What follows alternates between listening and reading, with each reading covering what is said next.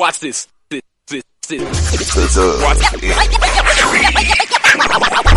Next, football talk is a big hit. Sunday nights to Wednesday nights, we striking a match cause we lit. Y'all know the name, we call it the Dub. On Friday nights, it feel like a club. Getting that VIP treatment on the sideline, they showing us love. Great interviews, go hugs, put it in work, go rub. Texas youth and high school talking to page on Facebook, hold up.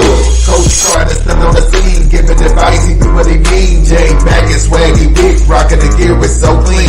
Big guys and go easy, off the easy for cheesy. With my steppers, our special kids, making pieces so easy. Trying to win, we so greedy.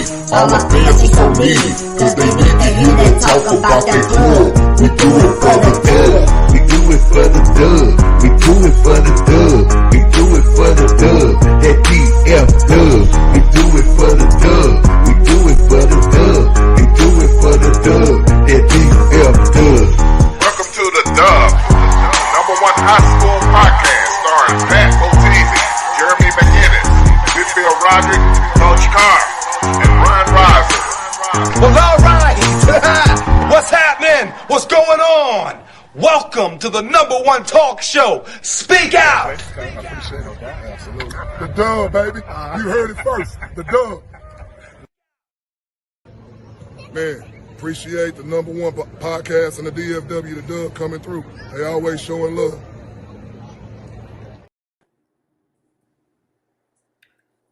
There go my guy, the mayor of Goon City, Ray Gates.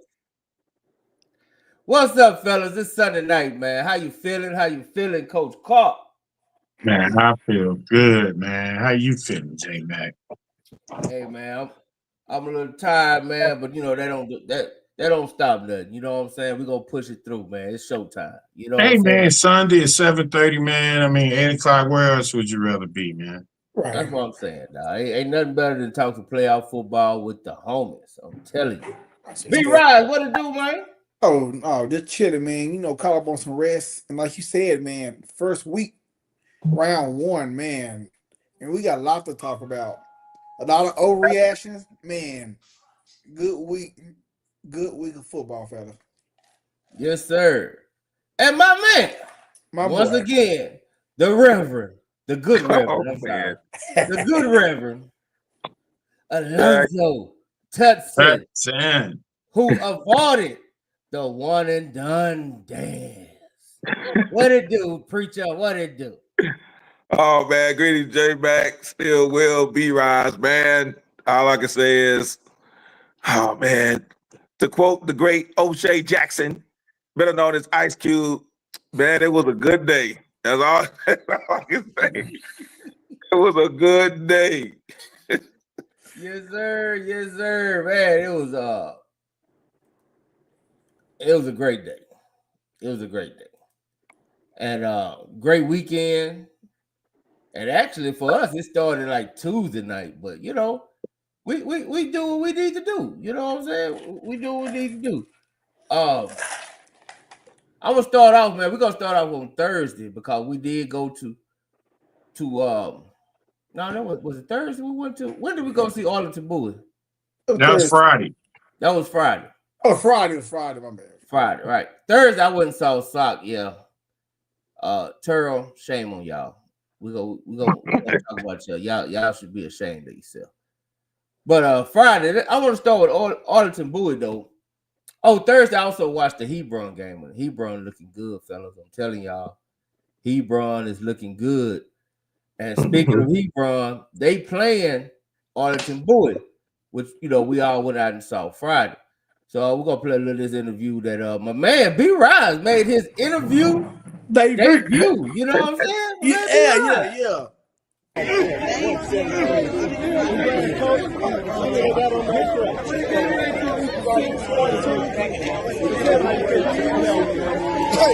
feel great that we won. You know, sometimes it looks like it, but you know, kids pulled it out and fought through. Jessup, that's off, man. The quarterback turned and held the quarterback. And our kids just fought through that adversity It was back and forth in the second half. Nobody could stop anybody. And at the end of the game, we were able to get stop that moment. You know, to make sure that we solidify the victory. And so I'm proud of you.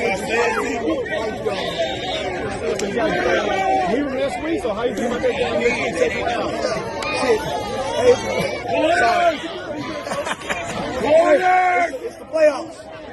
Sorry for that. Nah, you, coach, you good, man. Congratulations on the gold ball, man.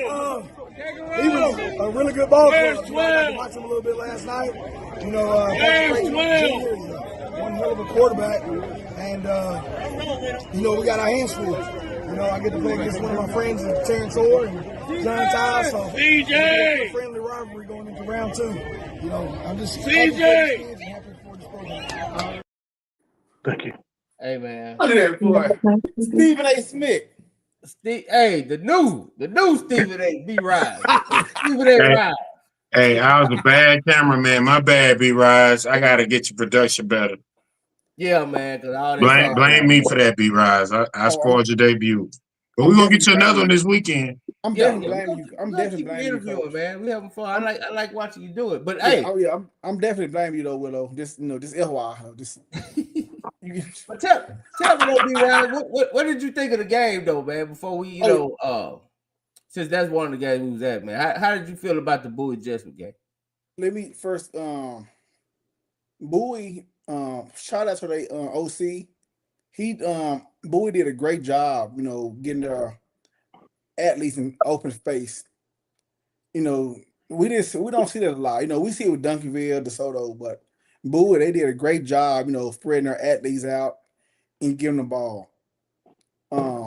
They're gonna be a good game this week with them and they play Hebrew. But as far as on the defense side, they are a little undersized, up front, but for the most part, man, no, I was impressed. Yes, sir. What you think about it, Willow? The Big Ten champs. Big Ten, yeah, the Big Ten champs. The Big Ten champs. Listen, man. I thought Bowie, man. This is my first time seeing them, right, all year long. They got some players, man. They got a big time receiver that can go. They got a running back that can go. Man, they look good up front on the defense side of the ball. They got an H-back that's man, he's every bit of a Division I player. They have players out there, and I didn't realize how many players that they had. I think Bowie looked good, man. It went back and forth, and it took them to get a couple of stops to gain the possessions and get the ball back, man. But I was impressed with Jesuit quarterback. Mm-hmm. They had a quarterback, man. He is as good as advertised. He could go. So I don't know, man. I thought it was a good game, man. I really did. I enjoyed myself, and I thought I saw some good ball. And and I have a newfound respect for Bowie, for sure. Yeah. I think my takes was about the same.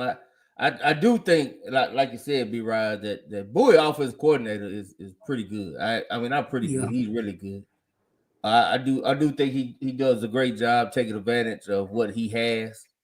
You know what I'm saying? Right. And he get those guys in space, and it's hard. It's hard to tackle them, around. It is. It's hard to tackle them, man. He do a really good job with that. The defense was kind of leaky, but which that might be a problem next week as he run. They got to tighten that up, but I'm pretty sure I'm not saying nothing that Coach Sam already know. So other than that, man, I do think it's gonna be a good game. I did watch Hebron just take Prosper Rockhill to the woodshed and just totally. I mean, I'm gonna be honest, man. Patrick Creighton Jr. is a whole new quarterback this year, dude. Like, he was not looking like that last year. Not to me. Oh, shoot. Pat Bottiza just fell off for the Adam. But I think Patrick Creighton Jr. has really came into his own as quarterback in that offense. And they look good over there. That's going to be a good game. It's going to be Friday at Grapevine. At Grapevine, 7 o'clock. Hey man, if y'all out there waiting want to see some good football, Friday 7:00 at Grapevine, that's the spot. That'll be the spot to go to, man. I really do like. I like what Hebron is doing, man. Defense is flying around, hitting. Yeah, I can't lie, man. That's gonna be a good game. I hope it's on stream because I'll probably be watching from wherever I'm at for sure. Yeah, I wish I'd had a chance to see Hebron play this year. Yeah, that's my one regret. Every game I watched the Hebron, it was on stream. Yeah, well, it'll probably be a couple of more coming in. Oh. I'm What's sorry, up, man? fellas, I done interrupted the show. Yeah, I'm you out did. here. I told you I was gonna do a drive-by real quick. I'm out here at Kincaid Stadium. They gave me the keys to the city. It's been a great, successful day. I told you I was gonna stop by. We got Bullet and DEA playing right now. Give y'all a little bit of the scene, digging the scene with the gangster league. I ain't gonna be here long. 30-second flyby, but it's going down. But it just started raining. Other than that, man, y'all have a great show. Dub salute. My boy. Yeah, He's been doing it big all weekend. Hey, man. Busy. Yes, sir. It's been fun. Boy, we getting rained on like a mud right now, man. So I'm finna be one and done and get in my car in a minute. Hey, Pat Bottice, I want to say, man, those rings look nice, man. That y'all gave those little ones. Those rings were nice. Oh, appreciate it, bro, man. Appreciate it. Everybody been absolutely freaking loving it. So we shutting down now because, boy, we getting a torrential rainstorm on the last game. But, hey, everybody paid. It ain't no refunds. I'm out. Boy, that's that Jenkins promoter. Boy, that's not gonna help your reputation. Oh man. God damn. Pat don't give a damn. Nah, you know.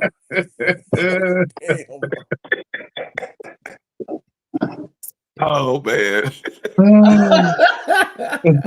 That's my boy. Yeah, but all right, man. We'll get back on track, man. We'll get back on track. Talk about Hebron, man. But hey, Patrick Craig Jr. driving that offense. They got a really good wide receiver, tough running back, defense flying around. And I'm like you, Willow. I didn't watch them in person play, and I hope they can. You know, I did want to catch them and watch them in person, but I watched about 3 or 4 games on stream. I watched their last 2 games, and I watched the Lancaster game, and I watched South Lake, which was. Yeah, I'm about to go watch them before we make picks next week. I mean, this week. You got to go watch it, dog. You got to Definitely do. What you think about it, Lonzo? I was gonna say this. It makes that their win over Lancaster a little bit better than people thought. Yeah, because I know a lot of people thought that Lancaster should have won that game earlier in the year. Hebron got a good squad. You know, they really do. Like I say, coming out of this district here, you know, playing against Louisville, I know they fell short in Capel and Geyer. So they got a good squad. They really do. So I hope people that were kind of hard on Lancaster when they lost earlier, that, you know, you put things in better perspective now on that Hebron team. You got to put some respect on them because they are an outstanding squad. Yeah. I mean, because you got to think about it. I think the reason why people were so hard about them on Lancaster anyway for that loss was that came right after the Southlake game, which was really bad. Mm-hmm. Right. Now maybe that shows how good Southlake is. Definitely. Right. So, but that's a game that we're gonna be looking forward to, man. I'm really looking forward to seeing. I mean, like I said, hopefully it's on stream so I can watch it again. I like Arlington Bowie. I'm glad I got to see them play in person and show some support for Coach Sam. And hey, man, them and Hebron, they're gonna battle it out, man. They're gonna battle it out.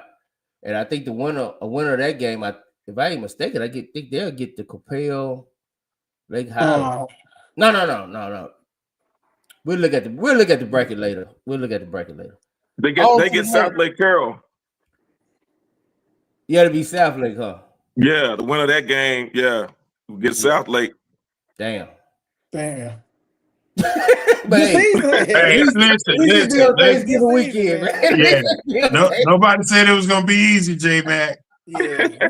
Nobody said it was gonna be easy. Hey, you make it to Thanksgiving. Ain't no more walkovers, man. Everybody can be beat by Thanksgiving. So it's true. So yeah, that's tough though. Golly. Mike Henderson, what up, bro? They had a good game over there at Dub East. You know what I'm saying? They knocked out our man Horning, Coach Fleener, our man J.O. with a pretty good game, man. I think it was like a goal line stand or something at the end. And they pulled that out. Think about that, J man. That was a good game. Shout out to the Dub East boys, man. Y'all won. And you know, your prize is DeSoto.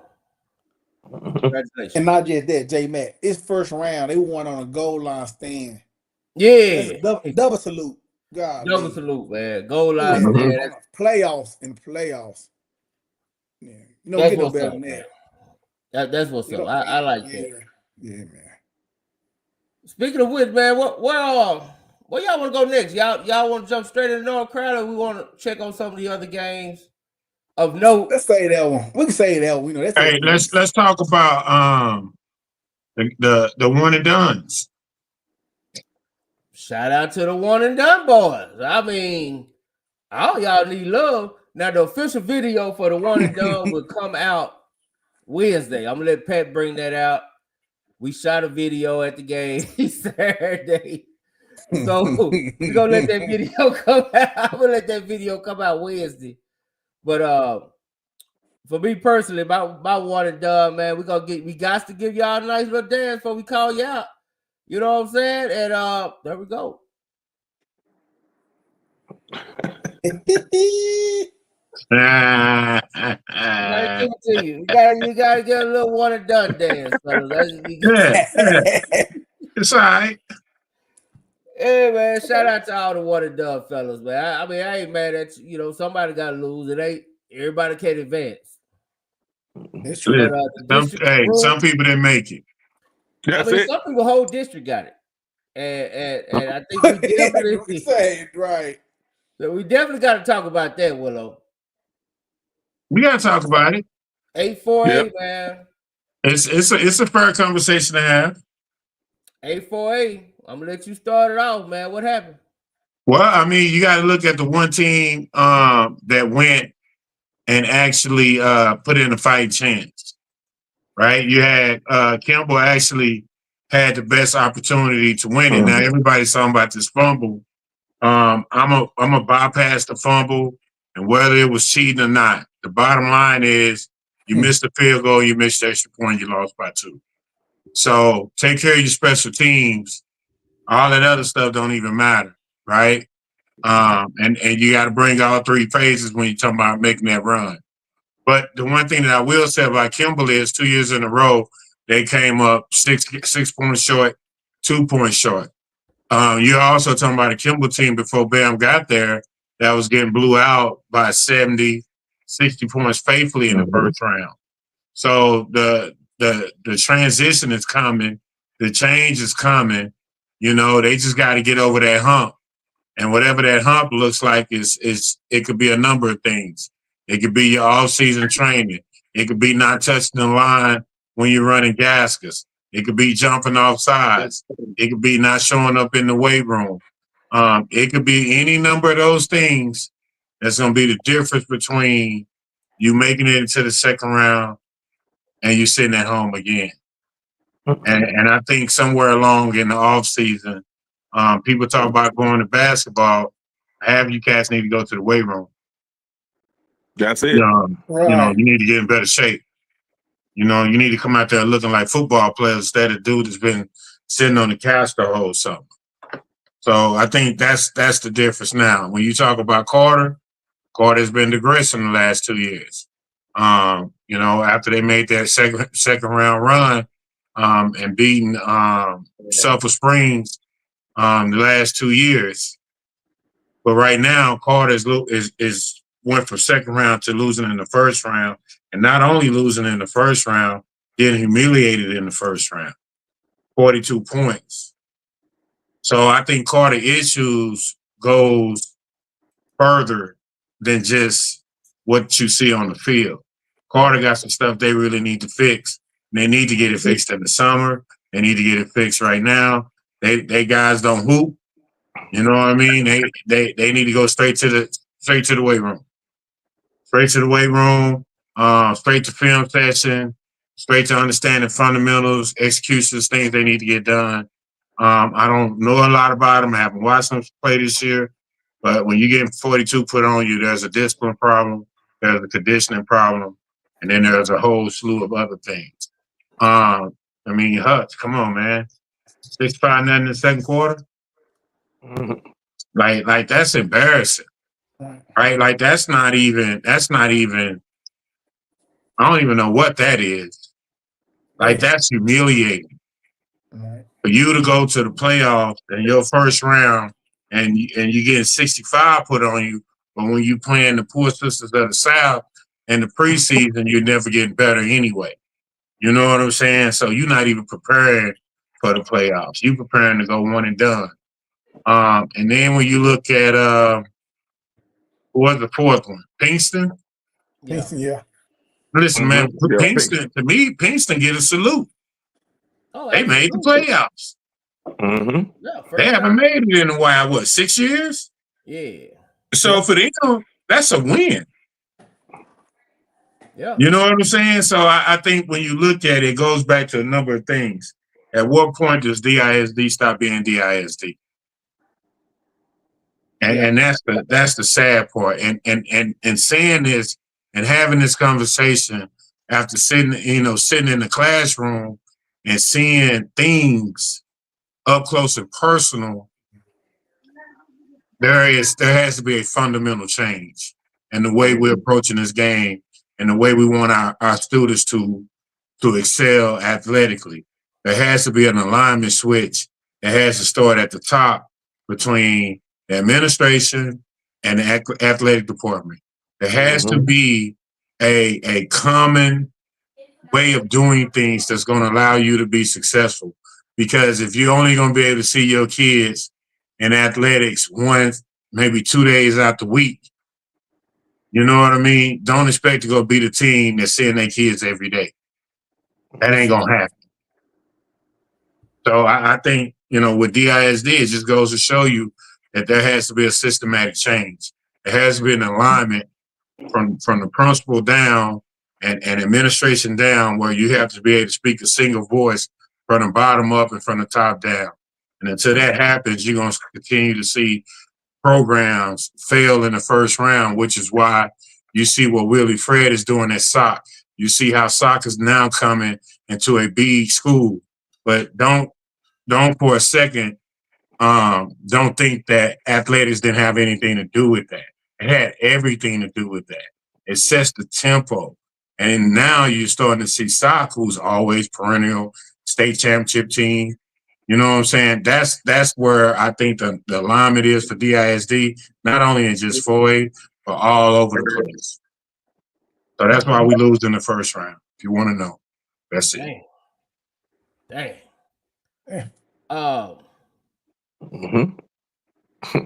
gonna be honest, man. I mean, real quick, fellas. And this, you have an opinion on it, speak. If not, you don't have to. But looking at Dallas ISD, after the first round, only one Dallas team is left in football. Is that a disappointment? Yes. Why is that? Because I keep seeing other people in the different high school football groups, and they have the mentality that coaching and administration doesn't matter. And as Still Will put it so eloquently, it very much matters. You can have all the talent in the world. That's why I said I see these young men and these young women every summer out here on the track when they are competing individually, and you have they are beasts out there on the track and in the pit and doing what they do. An individual events, you can have all the talent in the world, and I keep seeing this out of DISD schools. I see individual talent, and we shine on individual talent, but we don't look at the buildup of programs, the actual programs. And like Coach Carl was saying, you gotta have that one voice, that one sound, because winning is just like losing. It's contagious. So if your expectations is just to get to the playoffs and be one and done, that's okay. But for me, looking at all the talent that these schools have, something is missing. There's something missing that you just can't keep bragging on it. And I love when I love the videos, when they send the videos of the skilled players are out there and people do stuff and all of that. But hey, if your baby getting 8 catches and 3 touchdowns and y'all getting beat by 40 points, there's a disconnect. Something wrong here. So I'm gonna get off my soapbox, but for me, it's a disappointment that you might as well put in a comparison that the DISD has the same amount of teams in the playoffs still, one, as the El Paso school district. One. I'm off the mic.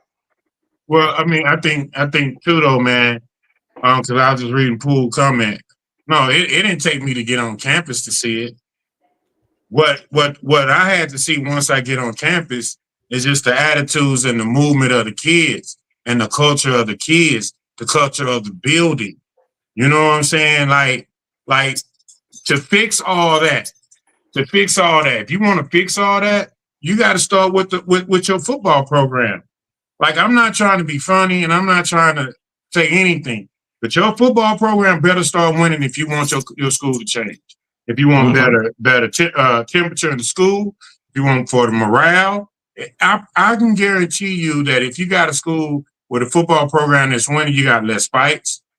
You know what I'm saying? Winning is contagious. It's contagious. And losing is too. You know what I'm saying? So when you got bad students always fight, you probably got to lose a football program. It's contagious. And until you are able, administrate, coaches win game, administrations win championship. The problem is we got a lot of coaches that are not building a fire. We're not building a fire to where people say, oh, it's some smoke coming down at that building. Let me go see what I need to do to help them out. That's another way of thinking, and that's another way that you have to be able to move. You got to be able to win with what you got. And 9 times out of 10, people are bandwagon people. They're going to want to jump on board because you're winning. And that's fine because that helps move it to championship mode. But until you're able to see your kids every day, until you have a structure in place that I've never been to a school where somebody say, oh man, I want to go to this school because of their algebra program. Oh, I want to go to this school because of their P-Tech program. Like, come on, man. Like, for real?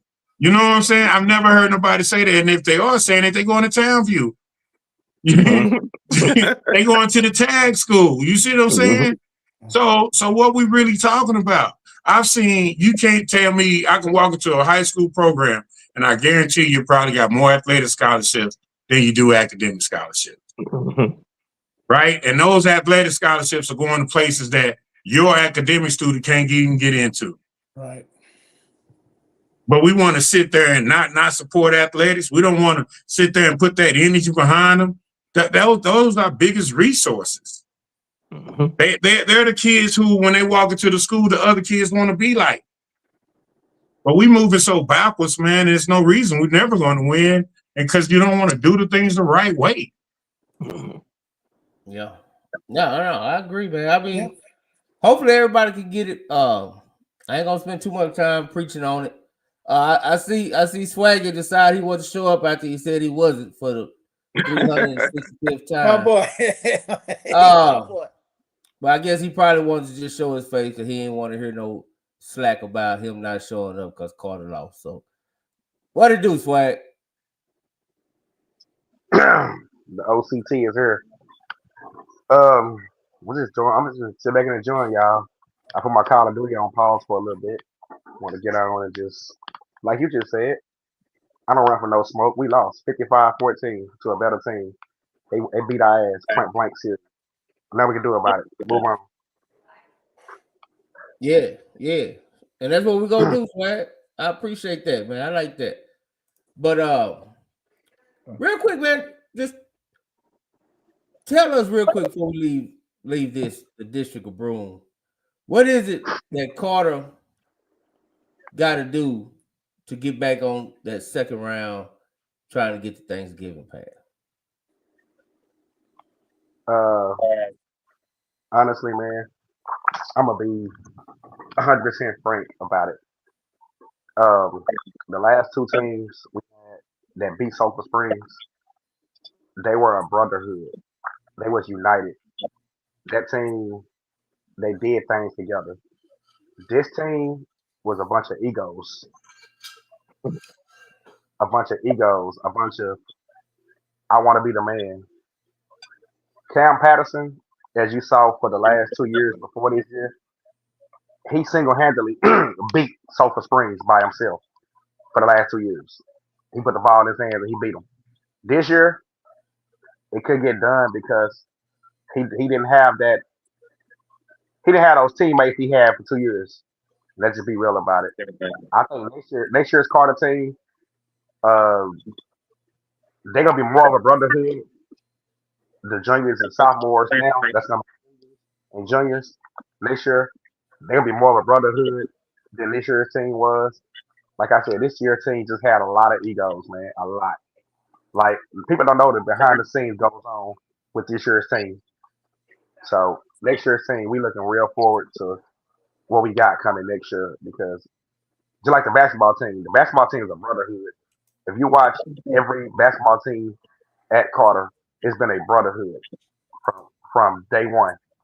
And the football team has to get back on that same page. So I just feel like the coaches lost this team. This team was just. If you ever been to one of our games on the sideline, we losing, you see them pushing and shoving, or you see, just give up. So I think our coaching staff is wonderful. I think we have one of the greatest coaching staffs. One of the best coaching staffs in the area. They buy in. They love those kids. They do what they got to do. Like I said, I just think next year we're gonna be a team to reckon with next year. Let me just add something there, Jay, Matt. Let me add something there, Jay. But this, think about this. We had 4A. We had Carter District, all Dallas teams. South District, all Dallas teams. We had W.T. White and another Dallas team. So I'm just guessing we had 10 schools in the first round last week. So out of those 10 schools, one made the first round. And last year, when Carter, when they was in that district with Panther Creek, when they were complaining about, oh man, why we playing these teams up north? They actually played better. It's like the teams in 4A actually played better when they was in Panther Creek. The reason why, because just my opinion, they knew that, hey, we got to pay them boys, Salina, we got to prepare for them, in the district game. And this year, they regressed, man. Like I said, we had a 5A team Carter. They came down, won district, and still couldn't make it out of the first round. So I don't know, man. It was a big disappointment. The whole district. It was, I don't know. It was bad. Yeah. I can tell you this. If Kimball does not lose Thursday, Kimball is probably going 4 rounds. We can say if what we probably so, but we would never know. Well, what we do know is Carter didn't make it. Not only did they not make it, they got blew out. So it's a lot of problems, right? Yeah. I think their problems were from the top down. I think their number one problem is they not committed to Carter. So that's the bottom line. They are not committed to Carter. Yeah. They're not. And until they decide that they are Carter, that they're going to bleed Carter, and they're going to do right by Carter, you're going to keep getting what you got. And it is something to say, B-Rise, when you go 6-4. When you go from that district where week in and week out you had to play some people that didn't look like you, you're going to play some people that look like you. And then even though they had this here's the other thing, Swaggy, they weren't competitive, but in one game in the preseason. One. So they've been getting blew out all year. Right? Like their false sense of security is they play DISD too. Right. Like it wasn't like they just all of a sudden started playing people who was just world beaters. No, they was getting drugged all year.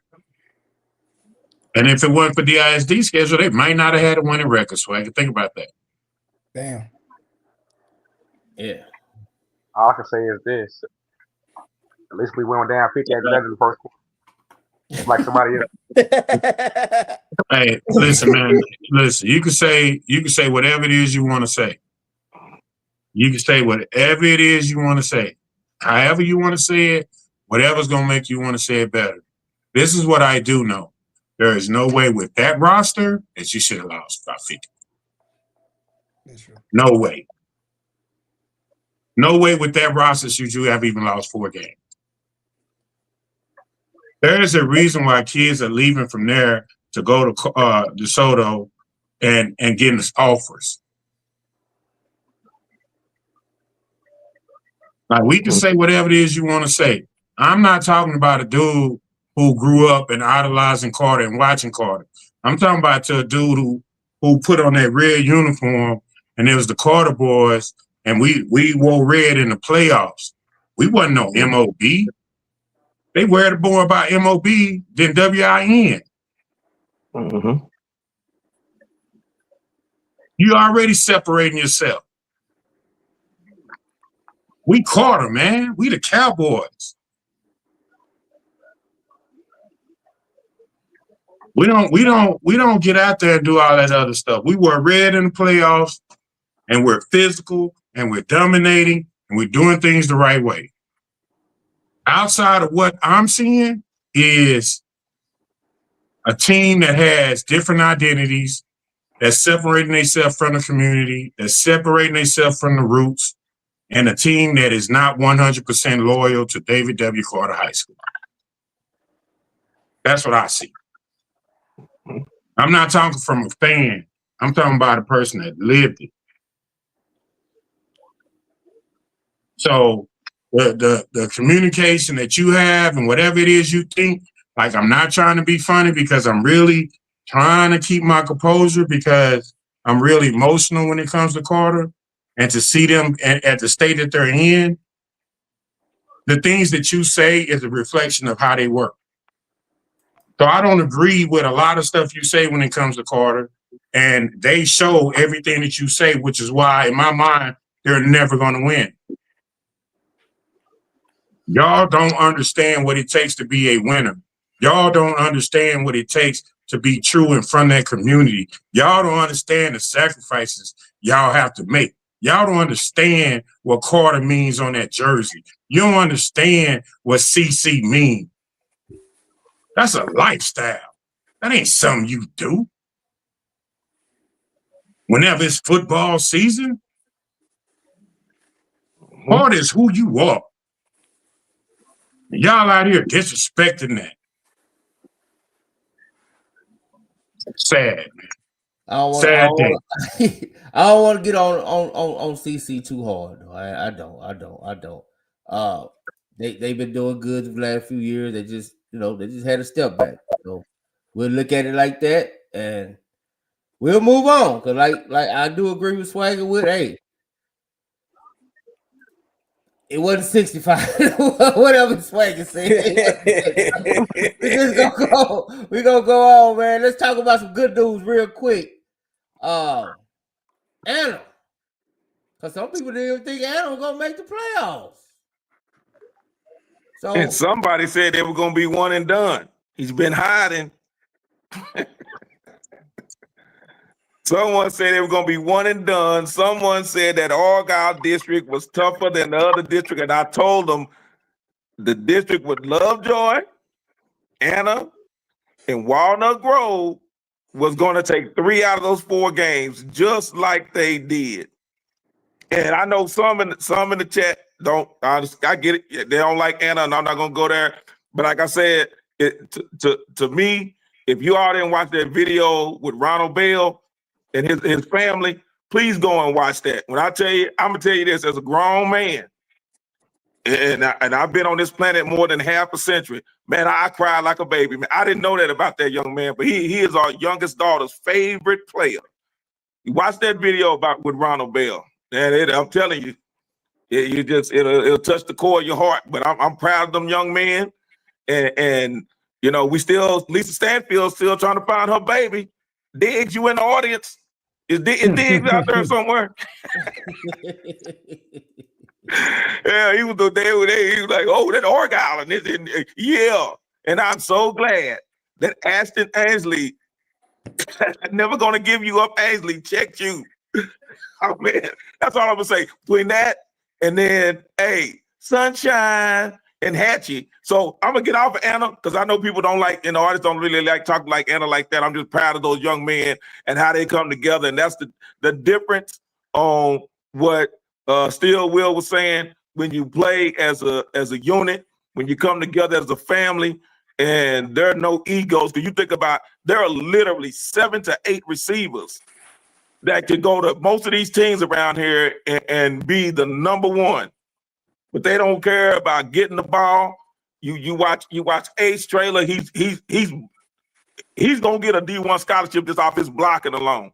Watch number 7, the way he blocks for Chumley and how he blocks for his fellow receivers. It's those type of things that make a difference between winning and losing. It really does.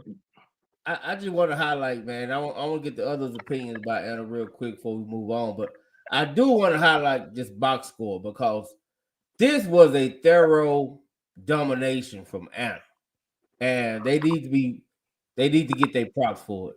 I'm sorry, they do. You know what I'm saying? The quarter number one. Let me highlight this. What I really like right there: 2 penalties. 2 penalties. Mm-hmm. Good. I love good discipline football. We'll talk about Duncanville later, man. Duncanville had like 15 penalties, dog. That worries me. I'm just gonna be honest. That worries me when I see that many penalties in the playoffs because you just that don't change. Mm-hmm. You can't just turn that off. Mm-hmm. You know, at some point, that's who you are. So we'll talk about that later. But I'm proud to see Anna with 2 penalties, man. That wasn't bad at all. And the total domination. Your guy, Ronald Bell, 131 yards, man. Crazy. Chumley, 154. And this is a good, and even on the flip side, Anna played defense because Colleyville, and we know this Swag and B-Rise, we seen them play. Colleyville got a good offense. They held them. Yeah, they got that dual back. Like I say, you got Gerard. He's a youngster. He's a sophomore at number 11. He's a back, but then you got 21 that starts. They, like I say, they got a good core, got a good receiving core, and to take nothing away, like I say, Colleyville, they had a squad, and for them to get second in that district, only to Argyle, that's saying something. So that, like I said, just having that discipline, playing together as a unit, and I've never seen a group actually like Anna that cheer for each other. I mean, these guys, you would think when one of them gets a pick six, if you didn't see who the player was that did it, you would think all of them did. They really pay attention to detail. They took it to heart. They heard all the talking from the pundits and the experts and the insiders at the beginning of the year. They heard all that.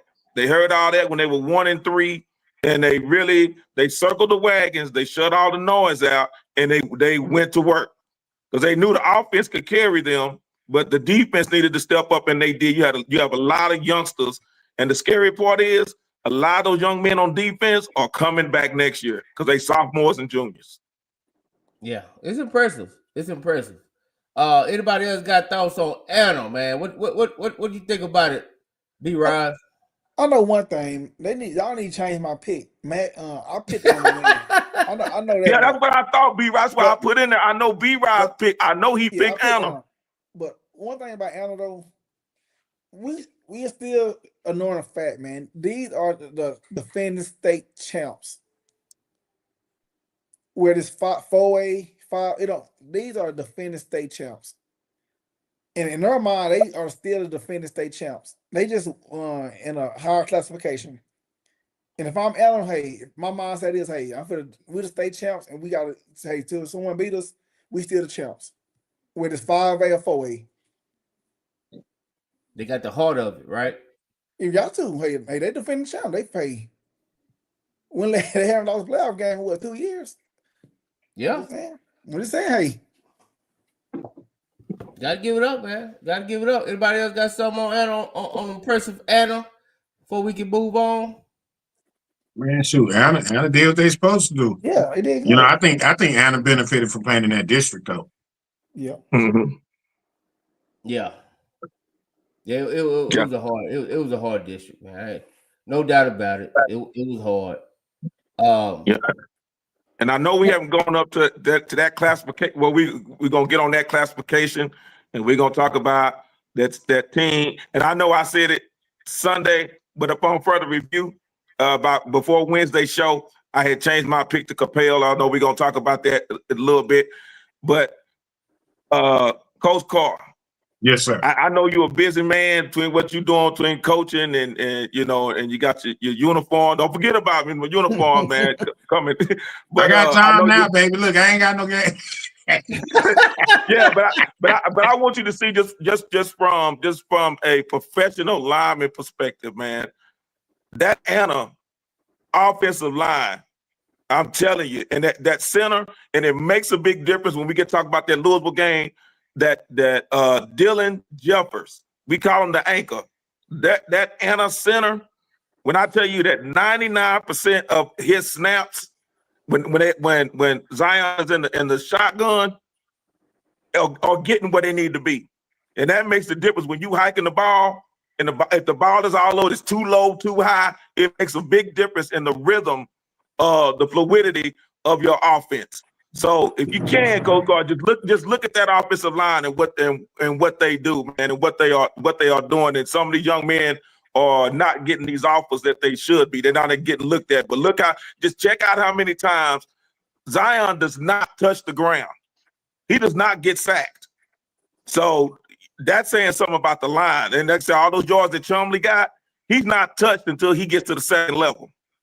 So if you can, Coach, just check out that Anna offensive line. They are a good bunch. I'll put them up with any other group.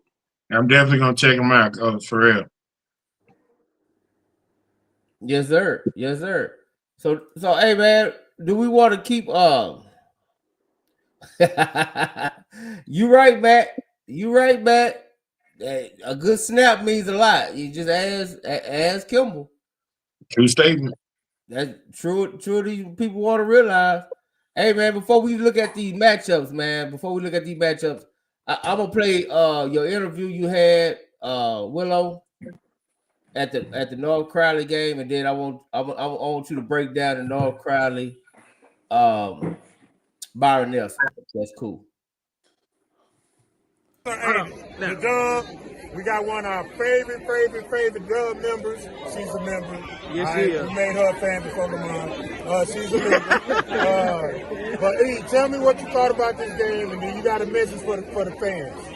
We came out, scared me a little bit on defense. I ain't gonna even lie, but I knew once guys got in that locker room, I knew adjustments was gonna be made, and that's what happened. So everybody, almost by 40. Almost. This Pops? What's up, Pops? Got Pops in the prison. Yeah. Hey, tell us what you thought. Hey, man, it was a fight for 21 points, and like I knew they wasn't going to be able to keep running play for play with them boys. We bred different. Yes, sir. Hey, Big G, man, that defense, man, it was going back and forth the first half. Y'all couldn't get them off the field. Y'all couldn't get no stops. You couldn't make a punt. What adjustments did y'all make second half? Adjustments, we ended up just changing back to our regular. We ended up trying to do something new for the last few weeks. we ended up going back to what we knew, and it ended up working for us in the end. I'm glad we ended up changing back to that. Yeah. How you think you played? I think I did all right, but there's definitely room for improvement. Always can improve, feel me? Yeah. Listen, the good thing is you got a whole nother week to get better, baby. You know what I'm saying? Keep playing, keep running, keep hustling, keep doing your thing, man. Y'all defensive line came out, second half, shut things down. Y'all got some tackles, some losses, got some pressure on the quarterback. Keep doing your thing, man. Love watching you grow, man. I've been a fan since you was number 44 at Pat Prime. Yeah. Yeah, when you was on the team, you remember you. Yeah, I remember that. Yeah, that's how long I've been a fan, man. You know what I'm saying? Keep doing your thing, baby. Yes, sir. Yeah, man. North Crowley, man, that game there, man. I'm gonna tell you this. B. Rides, Alonzo, and Swaggy, y'all was there. That game went back and forth, right? And here's what I'm gonna say about Byron Norton. Not Byron Norton. Man, I saw Byron Norton mom. Byron Nelson. Yeah, I saw Byron Norton mom this at a comedy show earlier today. So he on my spirit. But Byron Nelson, man, they came out and they had an answer for everything Crowley wanted to do. And if it wasn't for this Gates going for it on fourth down with a fake punt on his own 30, that game could have went the other way. They was trading points all game long. They didn't have an answer for him. It was like he said, he had to change the defense. They was in the 4 down. It was something new they was doing, I guess. And it works against okay teams. But against Byron Nelson, it wasn't working. Their backside linebacker was flowing over the top. They was cutting back. They was running the ball. The only good thing that helped North Carolina on offense was they was running the ball. And they couldn't get 6 loose because they kept playing bracket on him. So they had to run the ball the whole night, and they did an outstanding job. The offensive line did. But I thought, man, this game was everything that North Carolina needed. I think they needed to get into a fight. They haven't been in a fight in a very long time. They pretty much destroyed everybody in their district. So for them, they needed to get their blue juices flowing. The coaches need to get back acclimated to actually coaching. Not saying that there wasn't coaching, but when you're in a game like against a Byron Nelson, you have to coach. You have to make adjustments, and they haven't been stressed to make adjustments. So to see them come out the second half, run off 35 straight points, Byron Nelson didn't score no more, to really just shut them down. They came out in a 3-5 look. They gave their linebackers a chance to stand up. North Crowley is physical on defense. They are fast on defense, and they like to hit. And I'm telling you this, when you watch that game the first half, and as much as North Crowley was bringing it, Byron Nelson was bringing it too. I mean, they had some players out there that was making plays. They was playing hard. Their quarterback was getting it. They running back, number 40, he was getting it. They might have the number 1 tight end in the country. Him and his brother. His brother going to Baylor. The younger one, I don't know where he's going, but he's going to be able to go anywhere. But they were putting on a show. And second half, when they came out, Crowley jumped on them early. And after that, it was a wrap. And, they fought their way back in it, but it was too much. And, I just think that right now that was the game that North Crowley needed. I think they needed it for their confidence. I think they needed it for moving forward down the line, because there are not going to be any games that are not going to be extremely physical. And I think they're ready for it. So it was a good game to me, man. I enjoyed it. Yeah. No, ain't no bad. What you think about it? What you thought about the game, Swag? I thought it was a good game. I expected what I saw when Byron Nelson kept scoring, and it was tied for 21. What I let the UNC say? What I said the final score was gonna be. I think you did say 56-21, didn't you? Yeah, I did. I said second half it's gonna be 56-21. That's exactly what it was. They just had to go in there and make some adjustments. They had to figure out some things, figure out what they're up against, figure out how to stop Peyton Hillis' son from coming out the backfield, catching those swing passes he was catching. And as you can see in the second half, they put number 40 on ice. But he only had like 3 more catches the second half. They shut it down and they walked out with a victory. It's that simple. They played North Crowley football. I still stand on they are the best football team in Texas. I stand on that. This is my thing, Jay.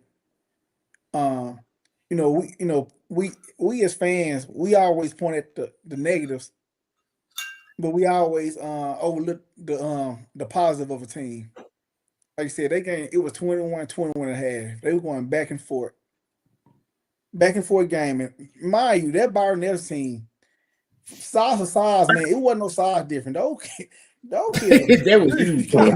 Listen, They look good, man. Listen, they not missing no meals. They That not was missing no huge. protein shakes. They ain't missing no workout session. Hey, Yeah. player for player, No. those kids, dog, they looked apart. I mean, that was a good 6A heavyweight fight. The second half, man, North Crowley, man, they came out, they made the adjustments, and we seen a good Byron Nelson team who lost to South Lake by 10. They didn't score no more. They couldn't move the ball. So shout out to North Crowley, man. They made the adjustments, and I'm looking forward to seeing them next week. The week after next, man. They look good, man. So shout out to North Crowley. Yes, sir. Yes, sir. You got it. Everybody else got it. I want to start talking about these matchups. Oh, yeah, B-Rise, Latasha, hi. You know, Langston, they definitely telling you hello. Oh yeah, I picked against. Yeah, I picked to lose. I'm picking y'all ass again this week. Lose again this week too.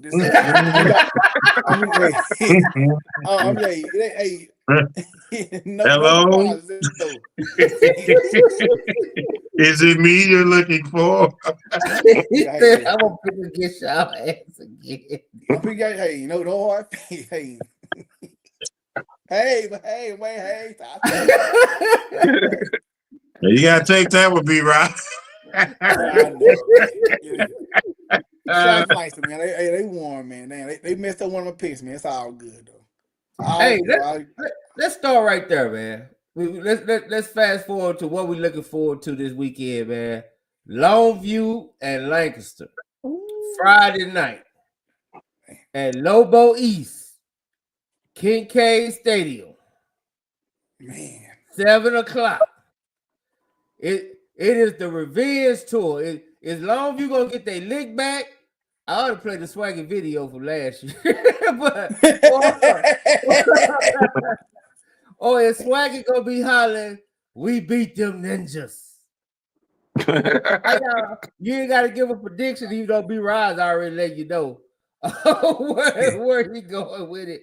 But Willow, how you see that matchup, bro? Listen, I get somebody going home with an L.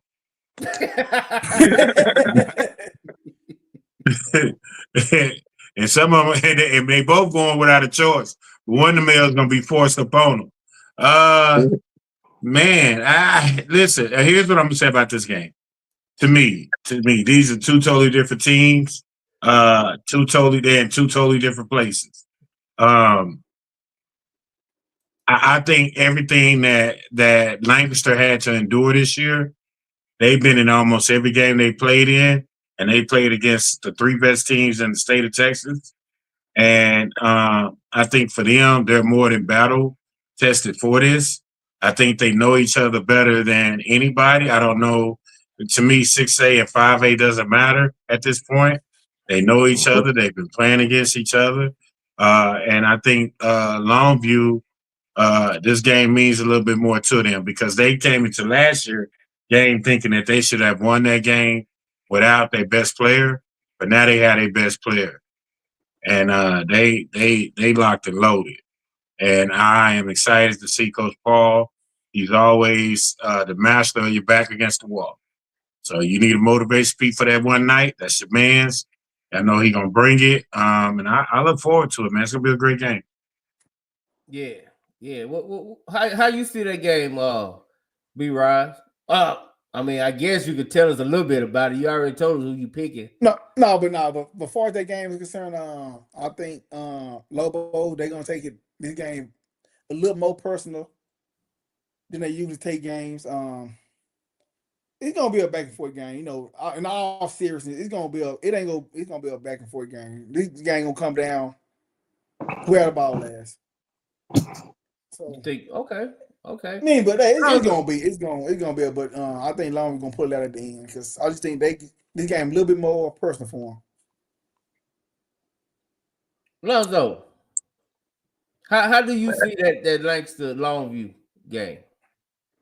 I will say this. I know Matt Stepp is in attendance.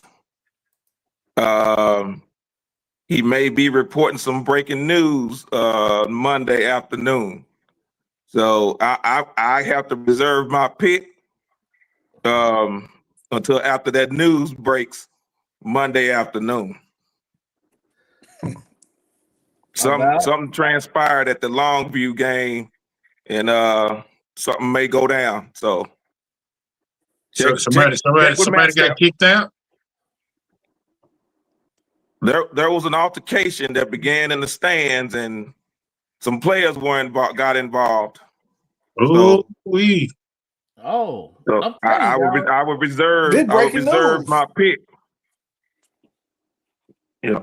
So that's just a little inside information. Inside information. Matt Stepp, have you heard anything? Them damn thugs. It's probably Jesse White. It's probably Jesse White out there starting fights and carrying on. You know that boy there, man. He don't give a damn. Yeah. Or I see he responded. Like I told him, I don't see the chat. I just saw it popped up that he mentioned Matt responded, I think, in the chat.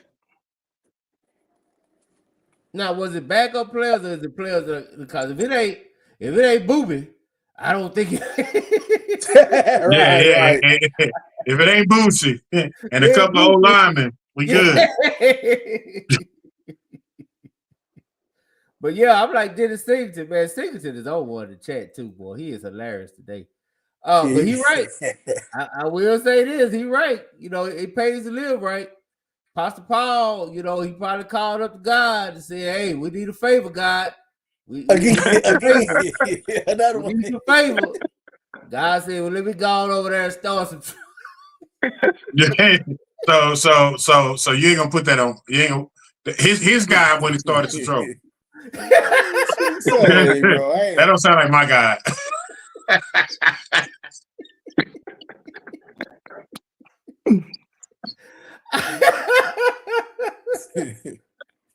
I don't know who God it was, but Apostle Paul God. He went over there to Longview bench and activated some stuff.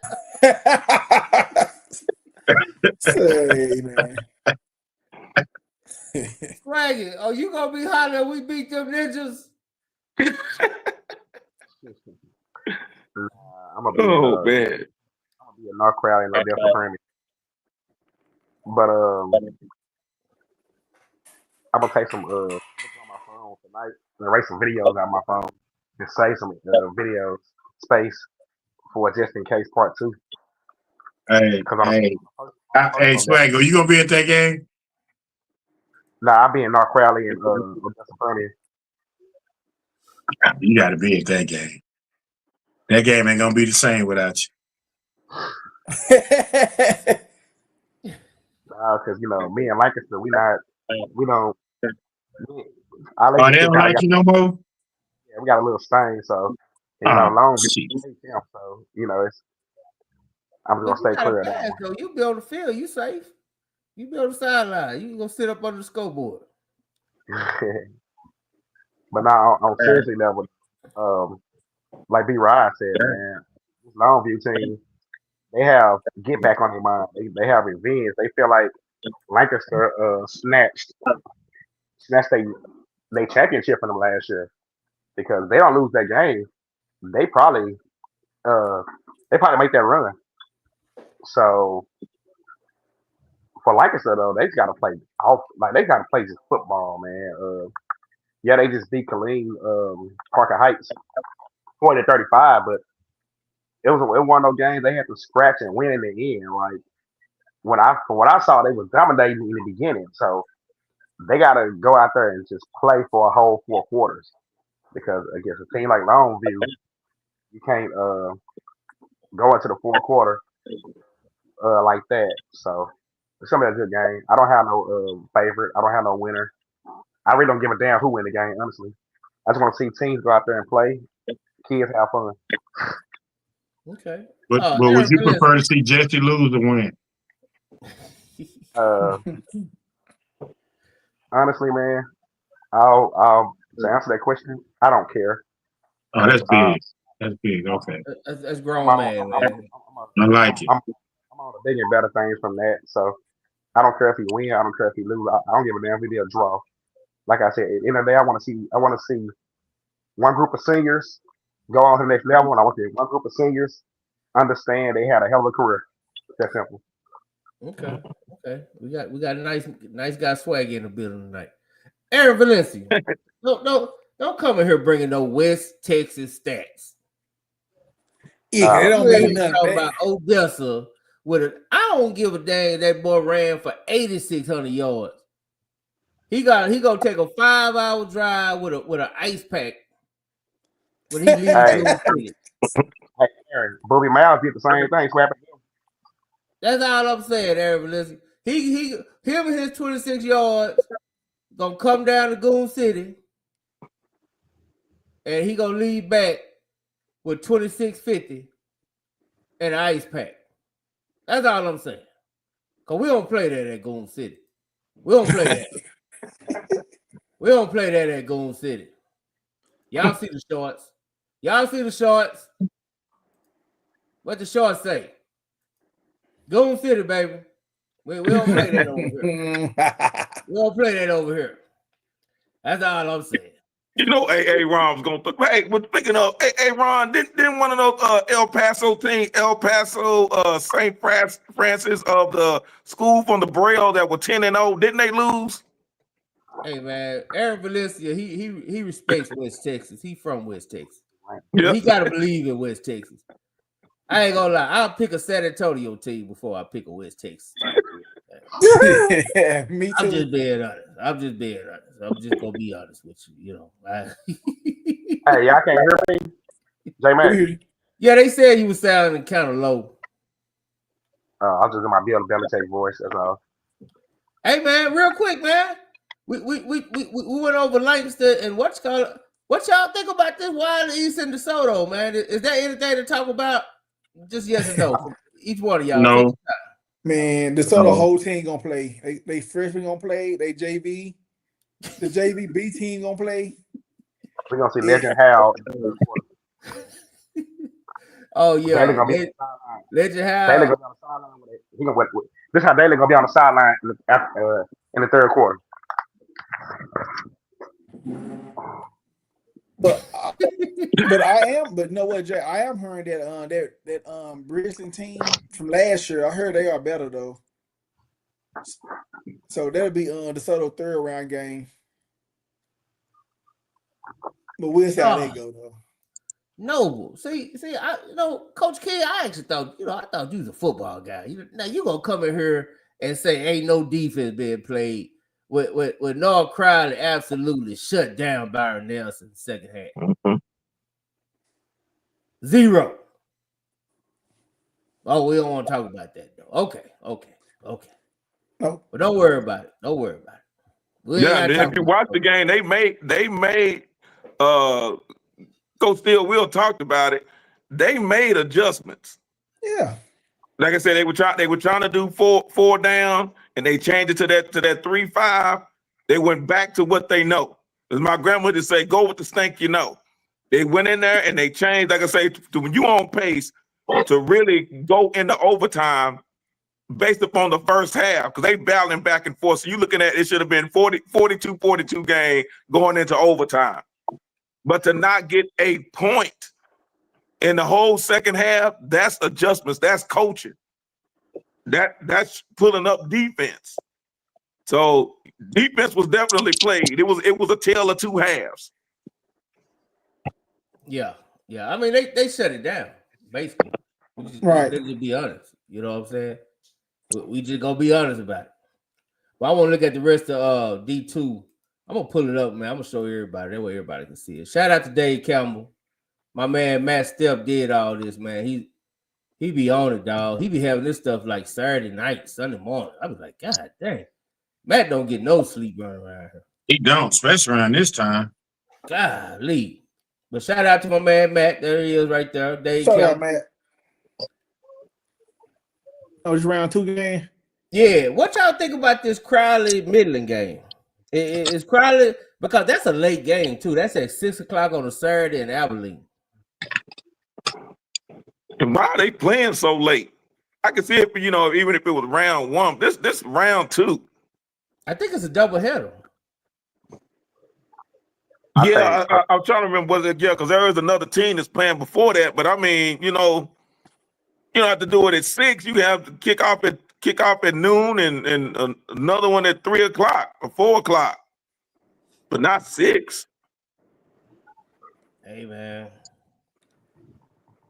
I predicted Crowley was gonna make it to Thanksgiving. I'm holding true to that.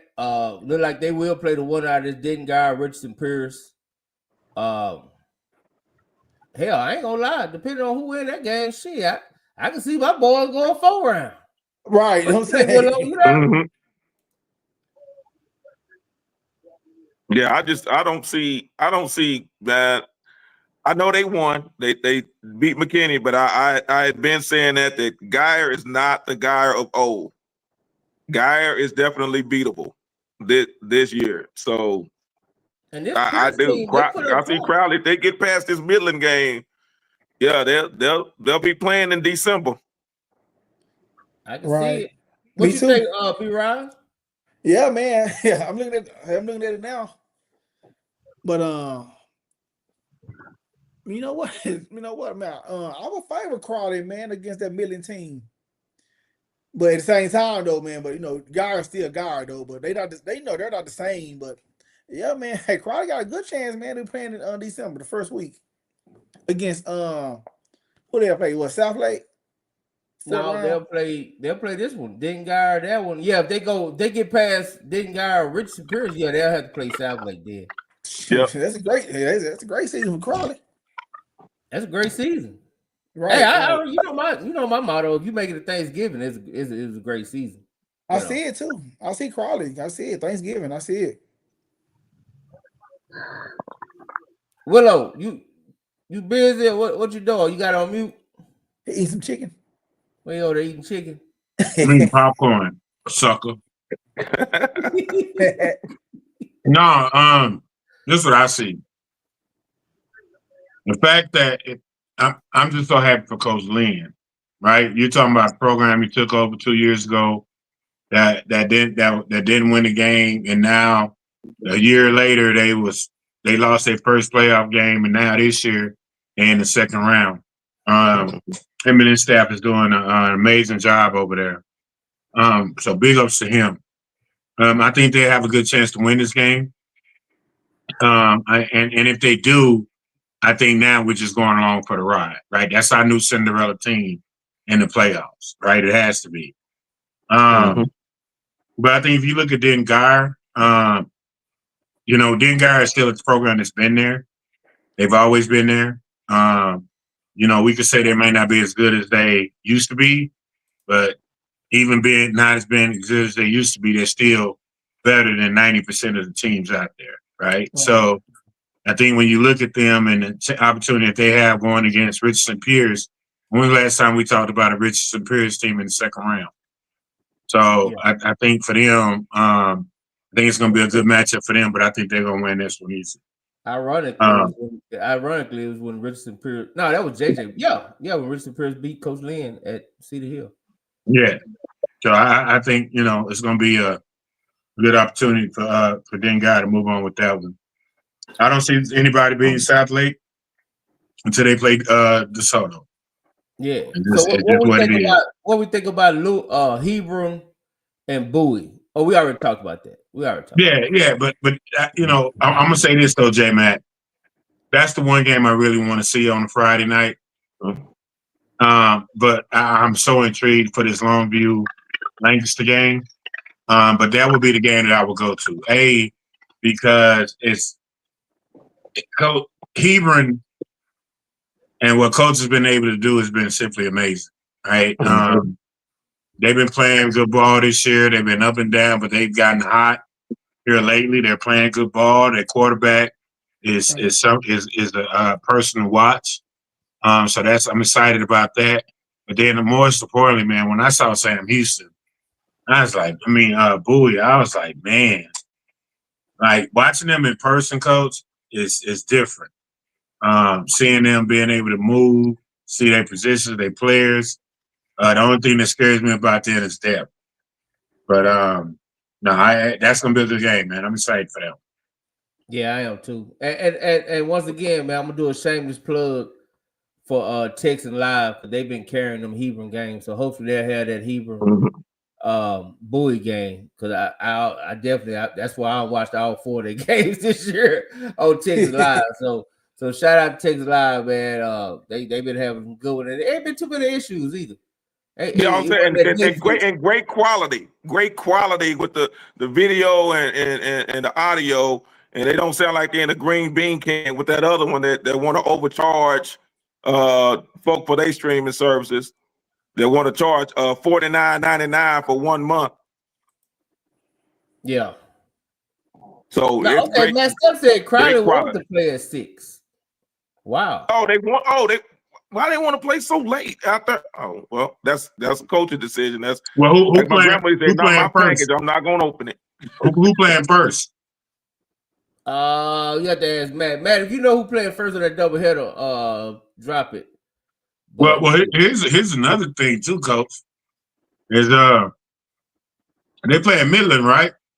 No, they playing in Abilene. They playing Midland, but everybody playing at Abilene. Yeah, they playing in Abilene. Yeah, it was another thing because I had it in my notes from earlier, and I don't know what I did with it, but I had marked it that it was that it's that doubleheader. So they agreed to go halfway.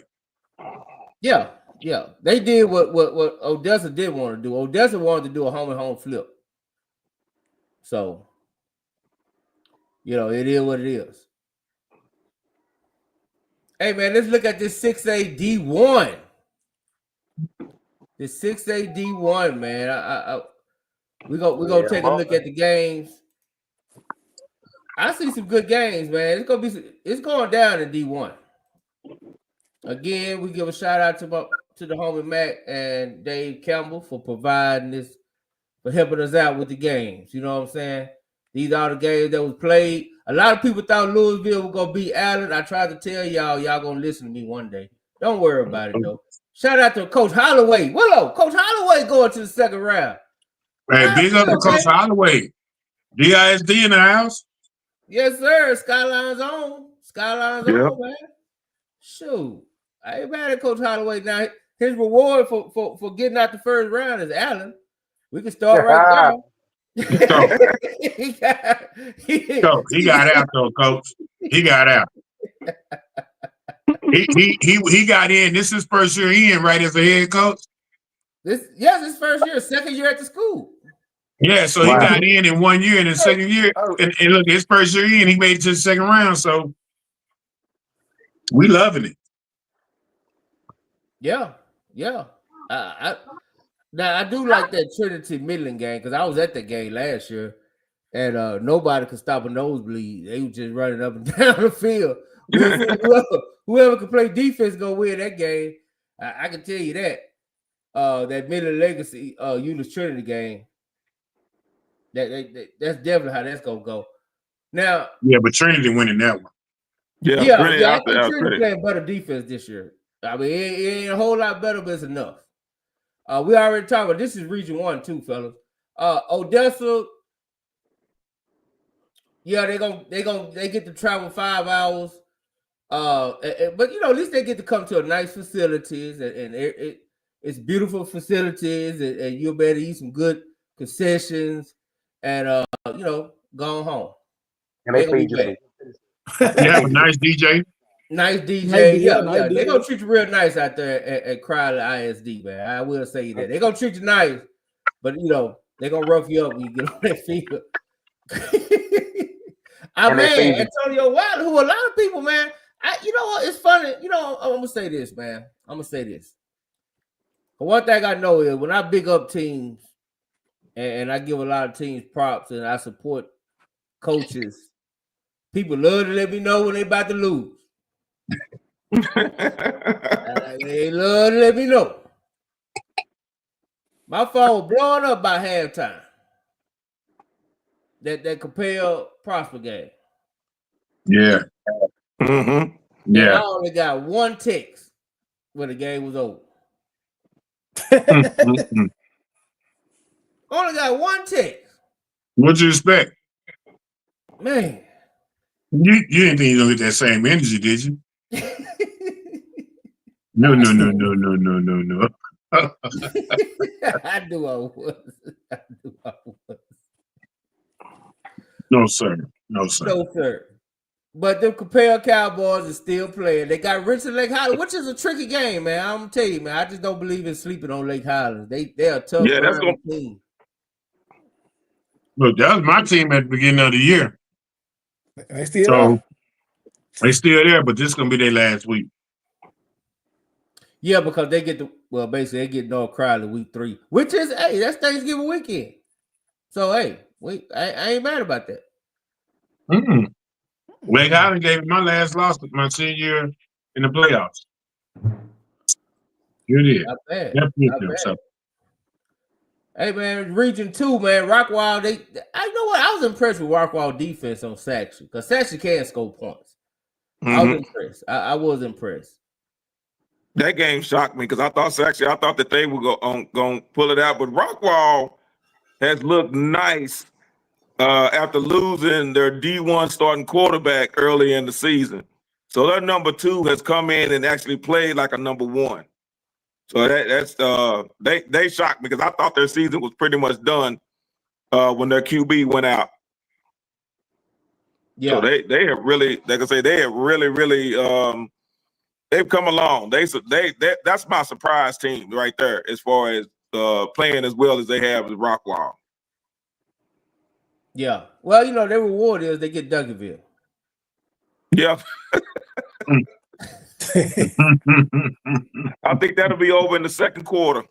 My only question for y'all is B-Ride. Do Duncanville win more impressive than North Crowley against Rockwall? Man, oh man. I think so. But let me say this though. Let me give a shout out to my step kids, man. Hatch, man. Hey, hey. Yeah, I think Duncanville, man, it's gonna be over the half, bro. Duncanville on a mission. They ain't go. I'm gonna say they hardest game, really. I'm gonna say Duncanville hardest game might be against my stepkids, 4th round. Like we might see a rematch. Let's see. I'm hoping to see 4th round. Well, we're gonna get to that. We're gonna get to that. We're gonna get it. Okay, I'm moving too fast. My bad. Yeah, no, we're gonna get to that. You're right, though. That's crazy. What you think, Swagger? Would Duncanville win by more than North Crowley against Rockwall? I think Duncanville gonna dominate that game from the start. Yeah, man. First quarter gonna be like 21-0. Rockwall ain't got no defense. It's gonna be ugly. DeCorian, Zach, and Keelan gonna be out the game mid 3rd quarter with headsets on, calling plays. Damn. Now this game, North Florida versus Waxahachie. This is really technically, I ain't gonna lie to you. This is my game of the week for Saturday. I just love this matchup. I'm gonna be honest with you. I love the North Florida. Maybe it's because both them coaches. I like both them coaches. I like both them teams. I like both them quarterbacks. Hey, to me, this is it. And this is where you're gonna find me Saturday, 2:30. I'm gonna go eat. Hey, Allen got some good concessions too, so I'm gonna eat good. Hey man, how you see this, Willow? Man, that's a tricky game, man. The only real.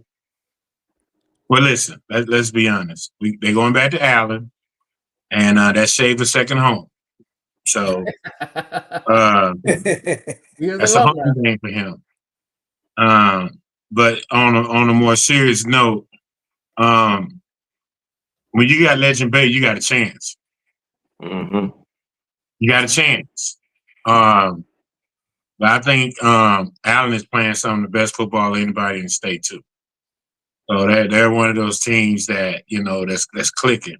They've been clicking all year. So I don't see this being much of a. I mean, not Allen. I'm sorry. Waxahachie has been playing good ball. So now, what this is going to come down to is who's been playing better competition. And I think at the end of the day, Waxahachie has been playing good ball, but to me, this could almost be two evenly matched teams. So I don't know, man. I really don't know on this. You already know it's gonna be on the pick 'em. Yeah, it's gonna be a pick 'em, and I'm gonna have to pick one in, but I ain't picking one today. Hey, B. Rise, they're your step kids. You brought the game up earlier. Your step kids going against. I just want to know this, man. What's your thoughts on them trying to contain Legend Bay? Because we both we've seen North Forney play in person.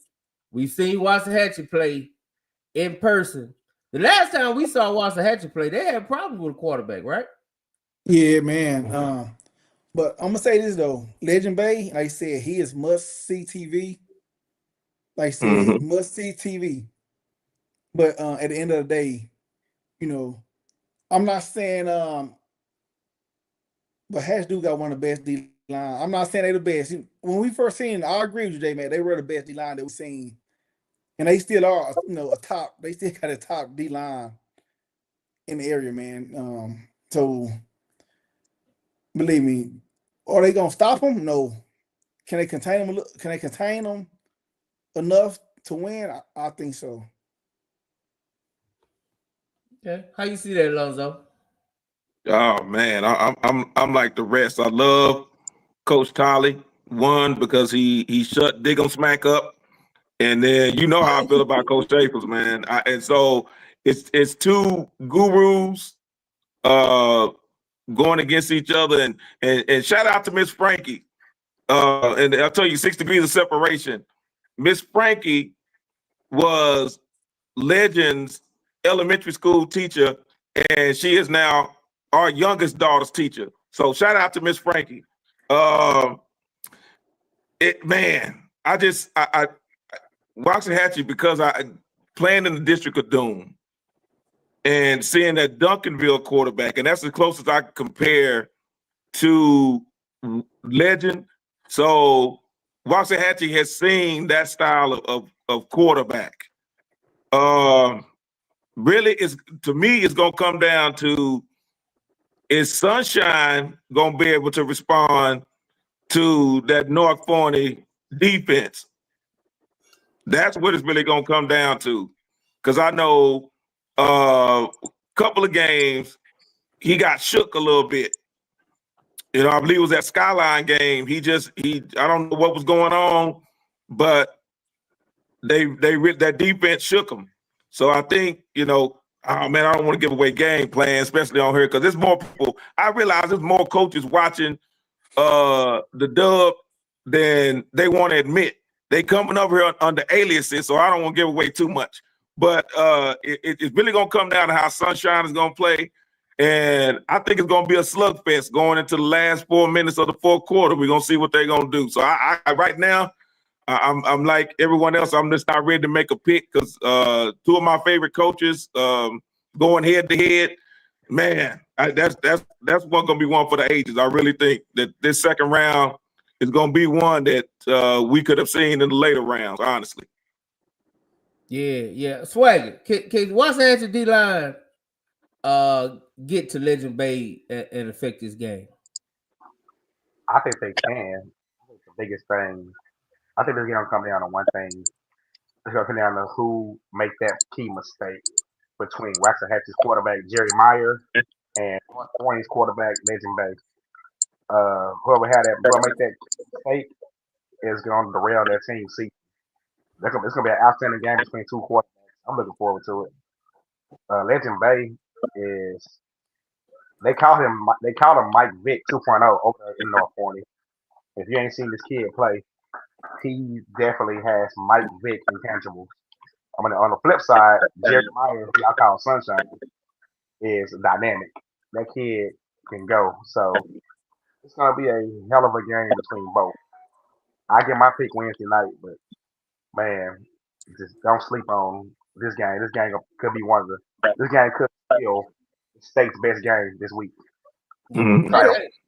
That to me, that is the matchup. Before we move on, that is the matchup that I'm waiting to see, because y'all know I took a lot of heat for the love I have for Waxahachie D-line. I took a lot of heat, including that bald head coach over there that I love so much with them glasses on, looking like Malcolm X. You know, I took a lot of heat because of my love for Waxahachie D-line, but I still love them. And I'm gonna be honest, man. They better put their track shoes on. They better put they better put their track shoes on, because Legend Bay, man, it's gonna be no plays off. That's all I can tell you. It's gonna be no plays off. If you try to catch your breath, he probably gonna take it 80 on you. So that you know, it's that kind of game, man. And I'm here for it, man. I'm here for it. We ain't got to go over region 3 or 4. I don't really see nothing that I care about. I see some San Antonio. You know I don't care about this San Antonio. So we just gonna move on. We got to go to 5A D1. What y'all think about 5A D1? I'm kind of curious. Region 1 is loaded for one. That's for one. But 5A D1 is a couple matchups that I do like. I ain't gonna lie to y'all. I do like this. Y'all want me to share it? Y'all need to see it? Yeah, go ahead and share it, man. Once again, I want to give a shout out to my man, Matt Step, Dave Campbell. Hey, man, y'all can go look at this on Saturday night. I ain't even gonna lie. He gonna have it up, man. Matt just like that. He really like that. But Amarillo play Richland, man. Out there in Wichita Falls. I hope everybody in Richland paid their tickets up, got some insurance. And y'all drive y'all ass on out there and support the Richland boys. We got Deion Jones, the mighty Deion Jones. I want to say one thing before I ask y'all about this game. Is Richland have found them a running back. Yeah. He the truth, man. Richland have found them a running back, and that changed everything to me. That changes everything. This man ran for 221 yards. So I really like what Richard is doing, man. But hey, what you think of is Richard gonna come back with the dub? Yeah. I think it says a lot for a lot of these teams that play in better districts, right? If you're playing in a competitive district week in and week out, I think you have a better chance moving into the second round as you move forward, because of the preparation that you had to go through week in and week out. I think Richland's finally getting healthy. I think Richland's run game has been on point, and they've been playing good defense. So if you got a defense, you can run the ball. All those things travel well. They will help you in the playoffs. And I look forward to Richland continuing some success. I made my pick Wednesday, but, I like Richland. And I like that coach. Who? I'm just going to throw it out there. Anybody else got an opinion on this Richland Amarillo? I think Richland beats them, but I just don't want Richland to get caught looking ahead, because they know they want their rematch so badly with Denny Ryan the week next. So I don't want them to get caught looking ahead. So they got to go out there and take care of their business, finish it quick and early, and then get ready for the rematch with a potential rematch with Denny Ryan, because I can't just count out Lubbock, the Lubbock team like that. I mean, this is playoffs now. You can't just give anybody wins. You got to be earned, or in a given Friday, in a given Saturday now. But I think a potential meeting with Denny Ryan is looming. They know that. that they want that, but at the same time, I do believe they take Amarillo Saturday or Friday, whenever the hell that game is, and they beat them. Okay. Anybody else? Yep. Richland. Hey, I do want to give a shout out to this next Lubbock Monterey. If y'all don't remember, that's Duncanville ex-DC Coach Thrash. He's the head coach at Lubbock Monterey. They going up against Denton Ryan. I guess this is the first game, Willow, of that doubleheader. Okay. Yeah, this is the first game. 3 p.m. Hey, listen, man. Hey, listen. Where else you want to be in West Texas other than a good playoff game doubleheader? That's the perfect Saturday for you. Oh man, if you're in Abilene, you're in hog heaven, man. You get to see a doubleheader. Yeah. And you get to see two DFW teams, so that's even better. Yeah, you get to see two of the premier, two explosive. Hey, I tell you what, you go see some fireworks with this Richland Amarillo game, I believe. Oh, yeah. Denton Ryan too. So I mean, shout out to both of them. Anybody got an opinion on this one? I like Coach Thrash. He was a cool guy when he was here. But I think his that is West Texas, and they don't stand a chance against Denton Ryan. But anybody else got something to say on that? Yeah, I definitely say Denton Ryan. Just watching them and that shellacking that they put on during the first round. I really see Denton Ryan, and I do see Denton Ryan and Richland meeting up again, and then Ryan and Alito, Ron with a rematch. I just see that district, going deep, and the only teams I see beating them are beating themselves out of Region 1. Yes, sir. And shout out to Saginaw, man. Saginaw 11-0. And I tell you what, they playing West Texas Amarillo 6-5, man. How crazy is that to go, for Saginaw to, first time making the playoffs, I believe, to maybe, make it into Thanksgiving practice now. Like, that's crazy. Shout out to Saginaw. Right. Saginaw. My bad. Saginaw. Yeah, man. Say them people name right, man. So is that why? No mind. Is that why? What? Before we go to First Star and Red Oak. I said that's why Braswell took a dip this year. Saginaw got their kids back. But go ahead. Hey, Swaggy. I'm trying to be good, Swaggy. I'm really trying to be good. Swaggy. Hey, Swaggy, I'm glad you said that, because there's a certain gentleman on here that want to argue me up and down about what I was going to see out of a particular team that I went and watched, that I wasn't even scouting, but I was there. I watched them. I came back and I said, they're not that good. Somebody tried to argue me up and down about that team and where they at. Coach, you said something earlier about culture, right? My bad. Not Braswell. Boswell. Same difference. No. Well, now both of them are Saginaw schools. Hey, Swaggy, Lonzo know what I'm talking about. Oh, okay. And you know what I'm talking about. We can talk offline. You know about culture, Coach. Yeah, it's all good. We'll talk. We'll chop it up. We'll chop it up. Hey, Dia, I know you said you dropped your phone. What we said about Richland? Don't come home without a dub. That's what we said, cuz. Don't come home without a dub. That's what we said. Don't even come home. Y'all, matter of fact, y'all can go on back to come on.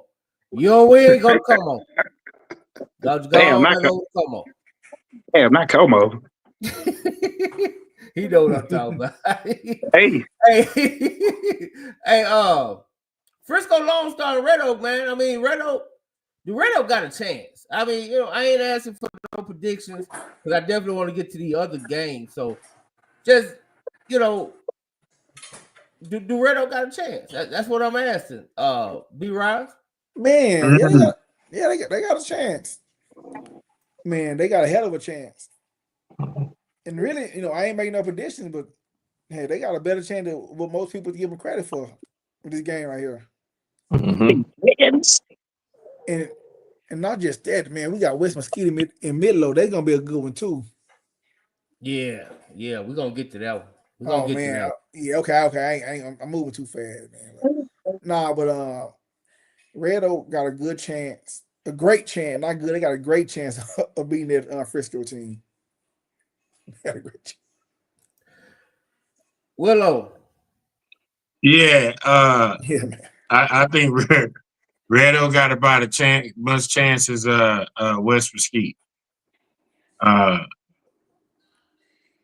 Frisco and Lone Star been balling, and you just don't know what Red Oak team gonna show up to play.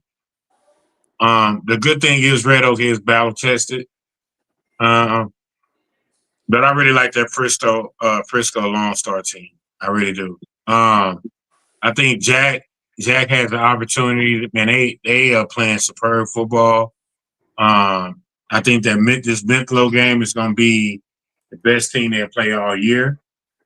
I think this is a game that's going to define their season. They had a tremendous season. They've done some amazing things. I think they've already taken the next step. Right, they're in round 2, so they've already taken the next step. I think coming out his first year and being able to play through Thanksgiving will put his program on a whole nother level, and that'll be the King of Mesquite, which they already are anyway. So I don't know, man. I think Midlow is a good team. They played some really good teams this year, and they tough. That game is up in there for me right now today. Yeah, we're the same boat, Willow. Yeah, I gotta pray.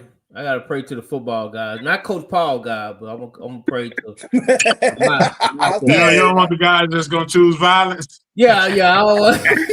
Oh, crazy, man. Crazy. Oh man.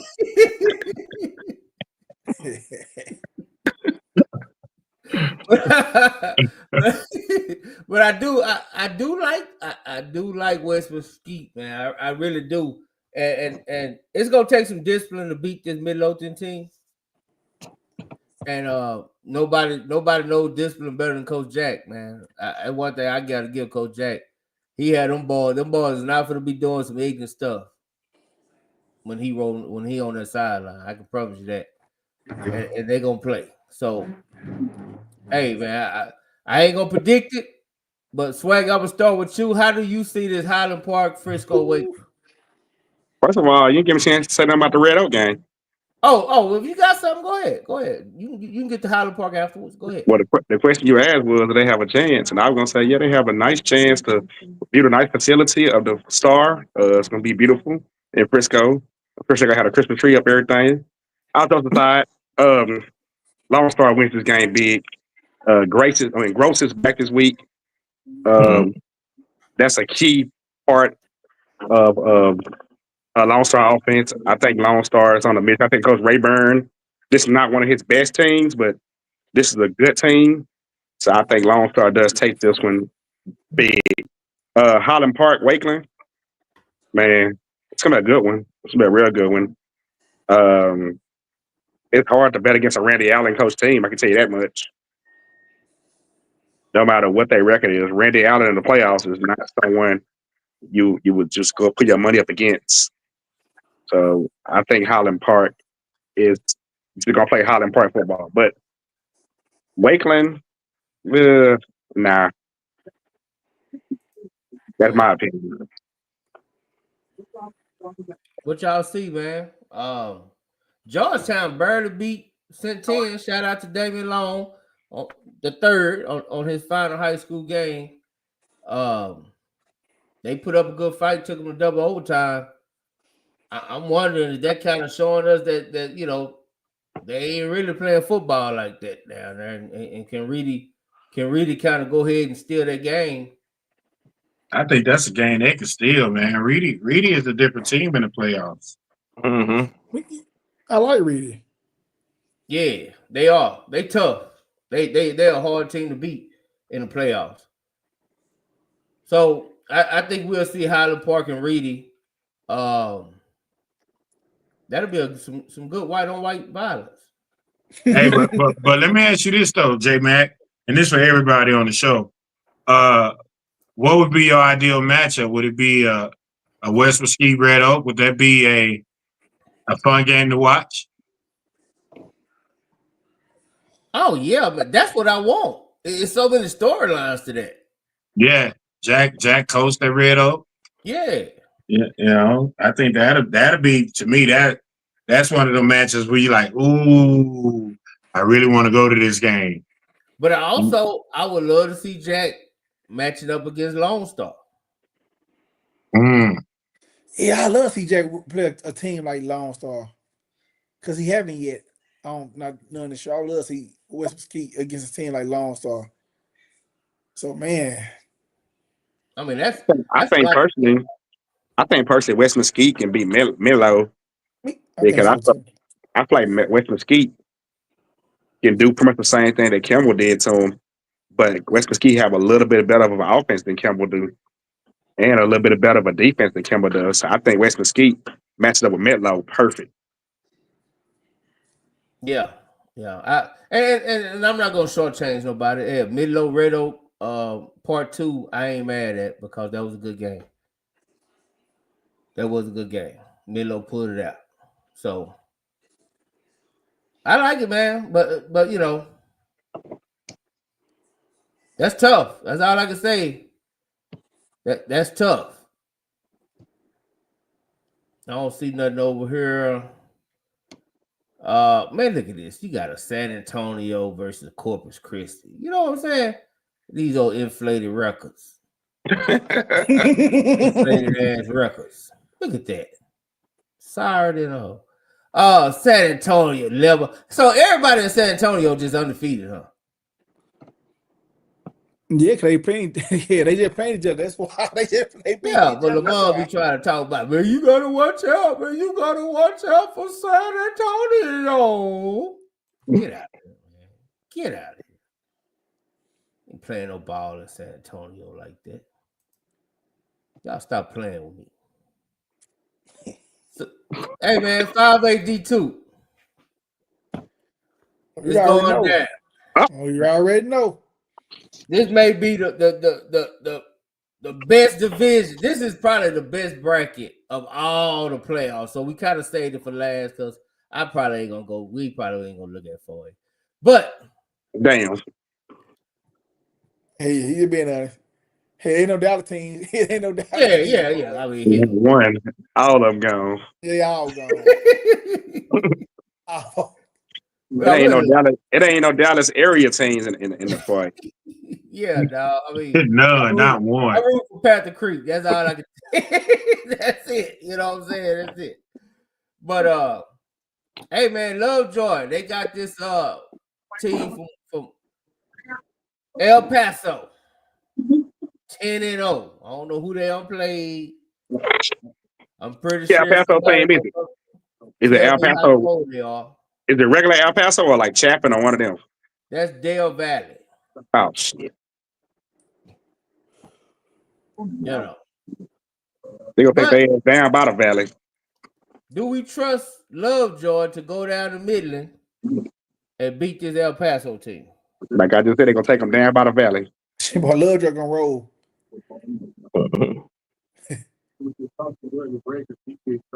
Dodging and rolling, Jay. Lovejoy, you know, they gonna roll. They gonna roll. They gonna love the joy of beating their ass. Now, Alonzo, you going to this Abilene Wild Atlanta game at Godley Stadium? Yes, sir. I am getting the kids out of school early, and we are going on a road trip. I'm gonna check out the restaurant that Matt Step. I don't do Venmo. I got Cash App. Venmo is for rich folk, man. Working class people, we got Cash App. But I want to be able to treat you out to eat because you didn't tell me you were going to Whataburger. But he told me there's a spot that we're gonna hit up down there. So yeah, we're gonna make a day out of it and maybe even spend the night out there. Yeah, I'm definitely going to that game. But going back to the Lovejoy, I see Coach Dodge did something that a lot of coaches don't do. During his summer break, see, he been scouting out everything because I've been knowing him, man, long time now, 5 decades. He went out to West Texas and was checking out the scene for a few days out there. So he's gonna make sure that his players are acclimated and they're gonna be ready to rock and roll. And that's why I said I see Anna and Lovejoy rematch. I see that happening. I don't see Anna having any problems with this Wiley team. I watched them. They got a couple of good players. Number 4 on defense, linebacker. Man, he's a go-getter. He's got one speed, and that's just 1,000. That's it. That's it. That's the only speed he had. They got a big receiver, 88, out there at the X position. He's pretty good, but I think Anna's DBs are gonna clamp him down because we got Ansley that he moved to free safety. So I really think with his range, when you got a 6'7" free safety that's been playing tight end and receiver on the offensive side of the ball, he's gonna cause problems for their QB. So I don't see Anna having a problem there. I do see Anna and Lovejoy, and I'll say it again, they're gonna meet up, and the results are gonna be different than it was at the beginning of the season. I see Anna and Argyle actually meeting up, coming out to see who comes out of their region. I will say this. Abilene Wiley has been a powerhouse for a lot of years. Ain't that the black Abilene school? No, they white. Do not sleep on Abilene Wiley. That's all I'm gonna tell you. They've been a powerhouse for a lot of years. As a matter of fact, they're a state champion also. I think it was 3A though. 3A? Matt, clear that up. Was that 3A or 4A when they won state? I know the Bulldogs, they're no joke. They're no slouch. So yeah, this ain't gonna be no just an easy fight for Anna. Abilene Wiley is coming to play. Okay. Hey man, how y'all feel about this Willow B. Rise? Is Lovejoy and Anna pretty much headed for a crash course? Absolutely. I want to see the rematch of district. Yeah, me too. Yeah. Hey man, shout out to Walnut Grove. They did beat our Seguin Cougars. Shout out to Coach Gordon and the staff. You know, they made the playoffs. Yeah. And you know, they fought hard. They fell short. They playing this Lubbock Cooper team who everybody tell me how great they are with these 3 losses. Everybody tell me how great they are, how they the best thing in West Texas, you know. West Texas, you know, Lubbock Cooper. You gotta watch out for Lubbock Cooper. Okay, with they 3 losses. Well, I will say this though. One of those losses on Lovejoy's record is from Lubbock Cooper. Yep, Yeah. They came into town. Yeah, but that was back when Dodge. That was back when Dodge was trying to get him out the Honda Accord at the racetrack.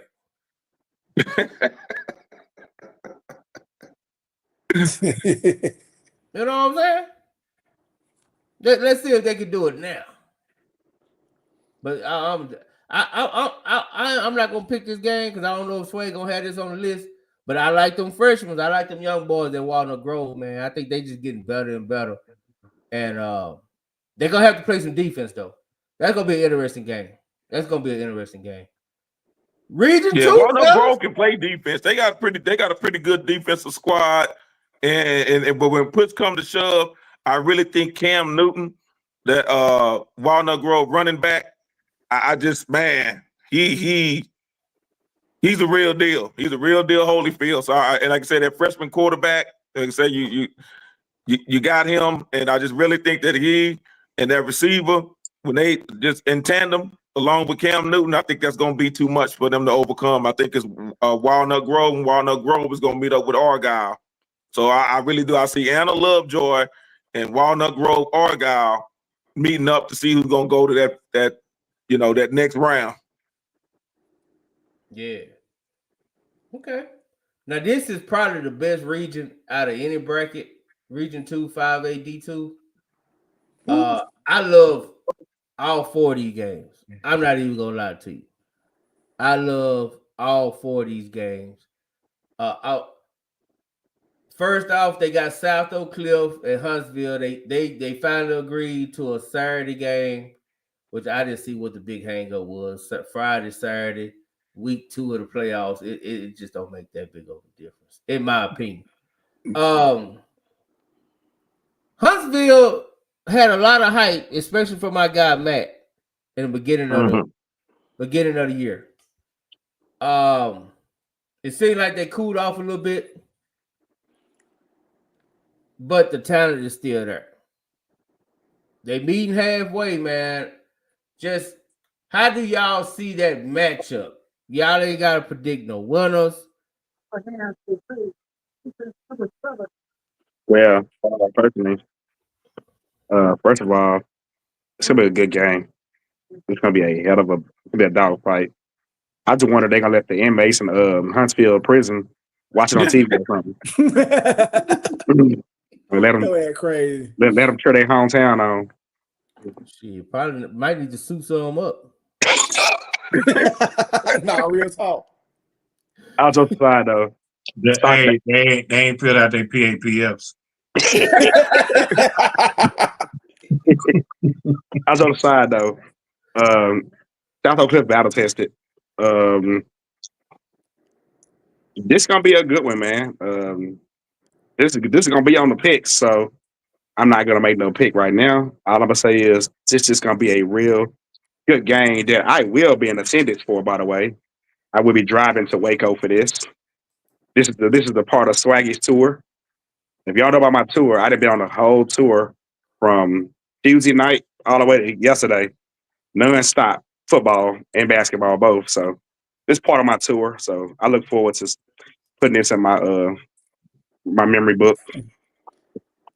Okay. So hey, you talking about you ride with me? You ain't drive. You ride with me. Y'all ride. We all court pulling down there. Come on. It's still a tour. Can we go out of town?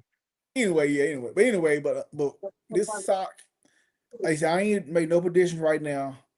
All I'm gonna say is, sock fans, y'all need to treat this as a state game and go out there. Don't watch no TV. Don't, cause I mean y'all gonna need the fans to come out for this game, cause this. But this, like I said, we'll be in attendance for sure. But man, I'll tell you, I believe Matt. Matt say this is a good Huntsville team. He specifically said their skill players are better than Sock, so that's what I want to see. But yeah, so I'll be there for sure, man. But another game, man, look out for Marshall, man. My hometown, with my people hometown, look out for Marshall too. Okay. I tell you that. They played at Waco ISD. Iconic Visuals. Yeah, Waco. Sock me. It need to be like everybody come out this one, because believe me, this Yeah, not man, no y'all guarantee. go out This not no there. guarantee Go to out win. there This and ain't no. support. Yeah, I agree with B-Ride. Yeah, this ain't no. Let me this ask. ain't no guarantee win. Let me ask Willow, because Willow probably gonna be on Sock bus. Holding head coach Coffin. Go ahead, Willow, break it down. All right, you know what? You don't realize how important the get back guy is. Very important. Okay. In the success of an organization. Hey, okay, and the guy that carries the coffin for the head coach, even a better job. I mean, the guy Alabama made $300,000 a year doing it. So we're not gonna discriminate. But seriously, I tell you what, man. I think this game gonna be a game where it's really gonna test Sock in all three phases, right? Offensively, defensively, special teams.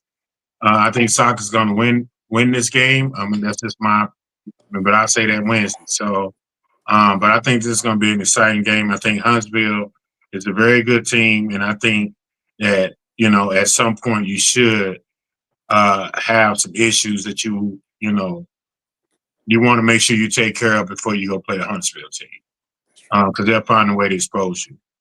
This Marshall game, I got a chance to see Marshall play on film when they played John Tyler. They got some dudes.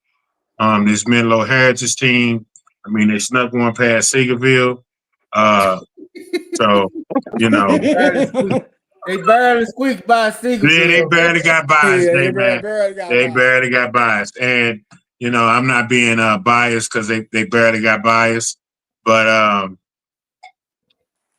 the Midlow Heritage quarterback is not healthy, so if he does play, it's going to hinder how much he has the ability to run the football.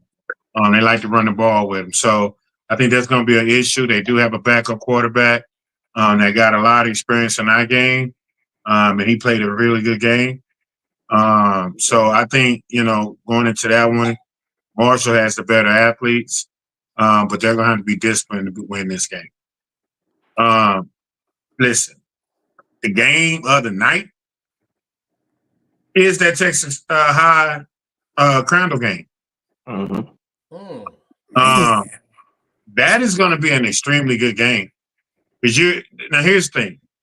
Texas High got way more firepower on the outside and in the secondary, and they are able to put up points at an unbelievable rate. And Crandall can too. But that's going to be a good game, man. I think, you know, because I'm looking for a Texas High Sappo Cliff matchup. I ain't gonna even lie to you. That's the game I want to see.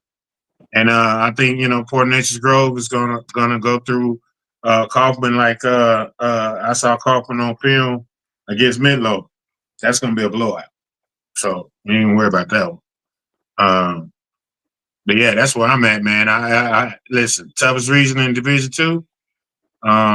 And once they got Seagoville out of it, man, shoot, it just made it that much easier.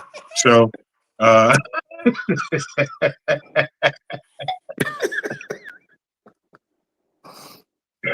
man.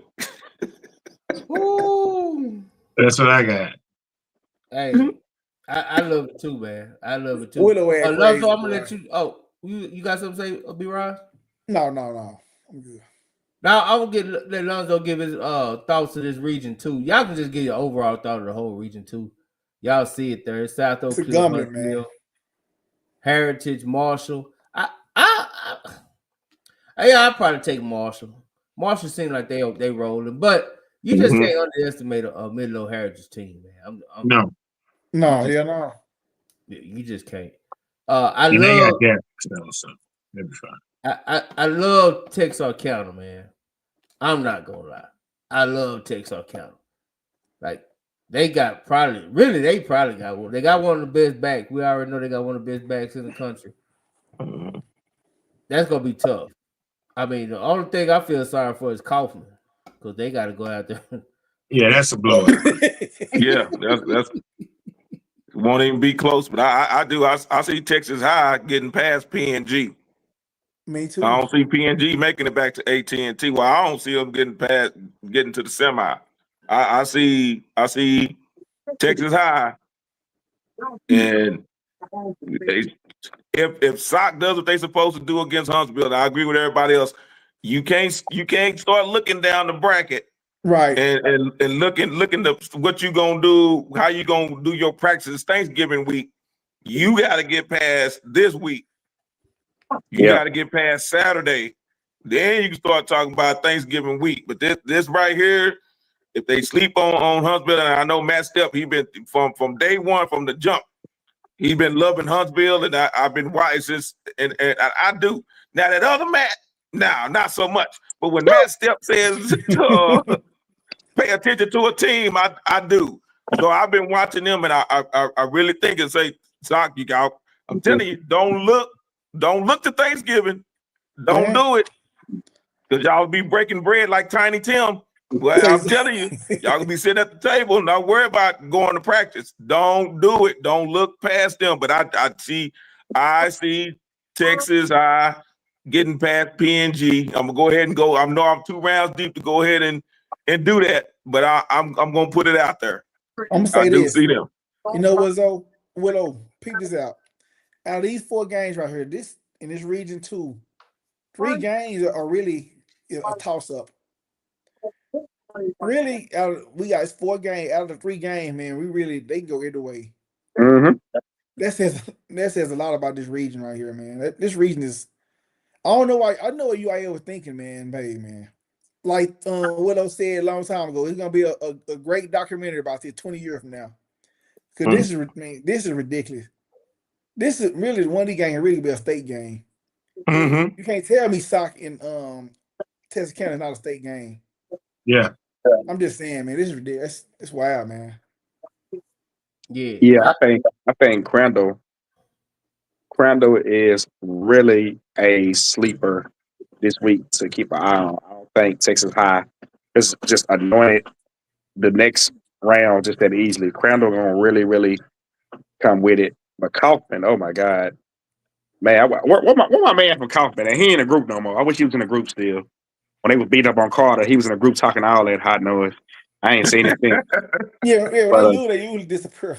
Yeah, I ain't seen him since. But man, PNG, they gonna beat Kaufman soundly.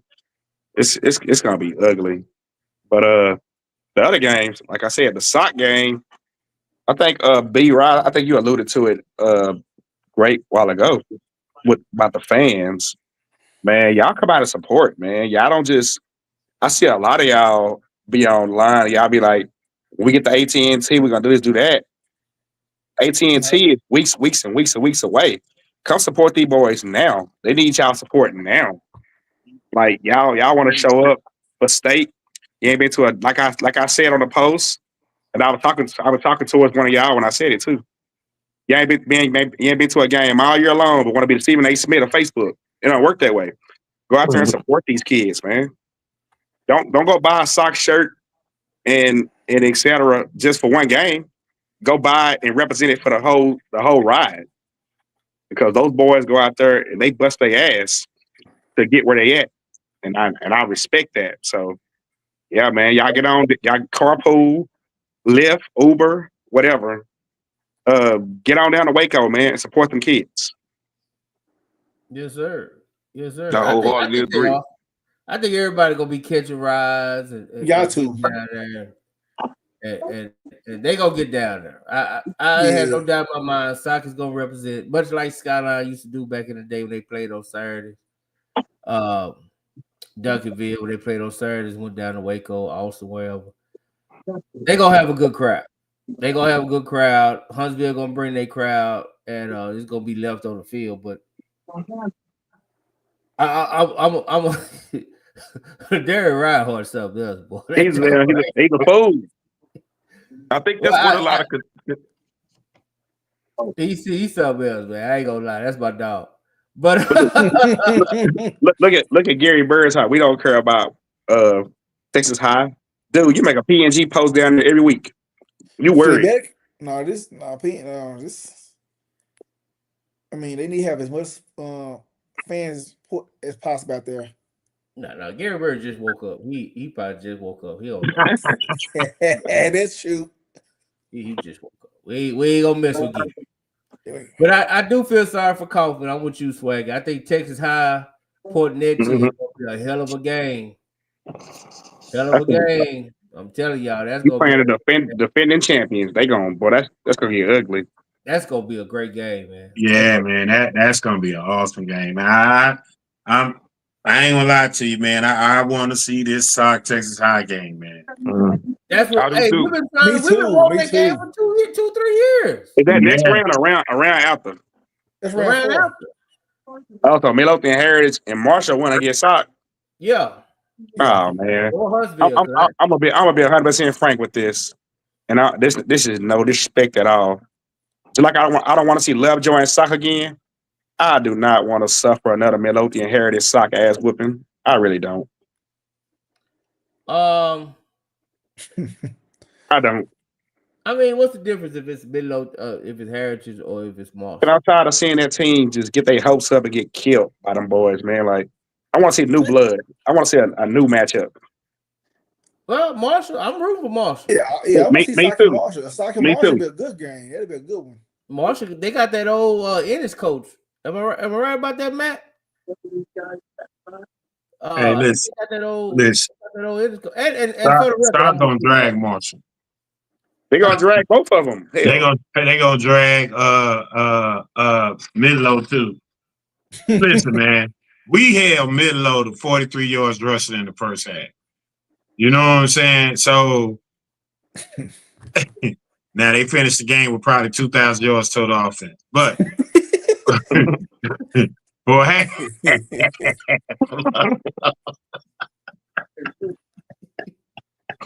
We is not going to be comparing Stinkerville to none of these teams. Lies you tell, Jeremy. Look who we didn't started. Lies you tell. They in the chat about support and stuff now. Oh Lord. Hey, listen, man. Listen, it's a lot of teams. There's a lot of teams in the playoffs, Alonzo. Yes, sir. But nah, Willow, you're right. They'll drag Marshall and Melo. Like I said, that next round, I'm not even looking forward to it because it's just gonna be boring. But the round after, I don't think so because Heritage have always played, and I ain't even gonna get on that soapbox. But I play South Tough. Yeah, they always play South Tough, and I think if Marshall makes it to Thanksgiving, they ain't making it there for no reason. Like they there for a reason. No, listen. Here's what I'm saying, man. Just from playing both of them, J-Mac. You know what I'm saying?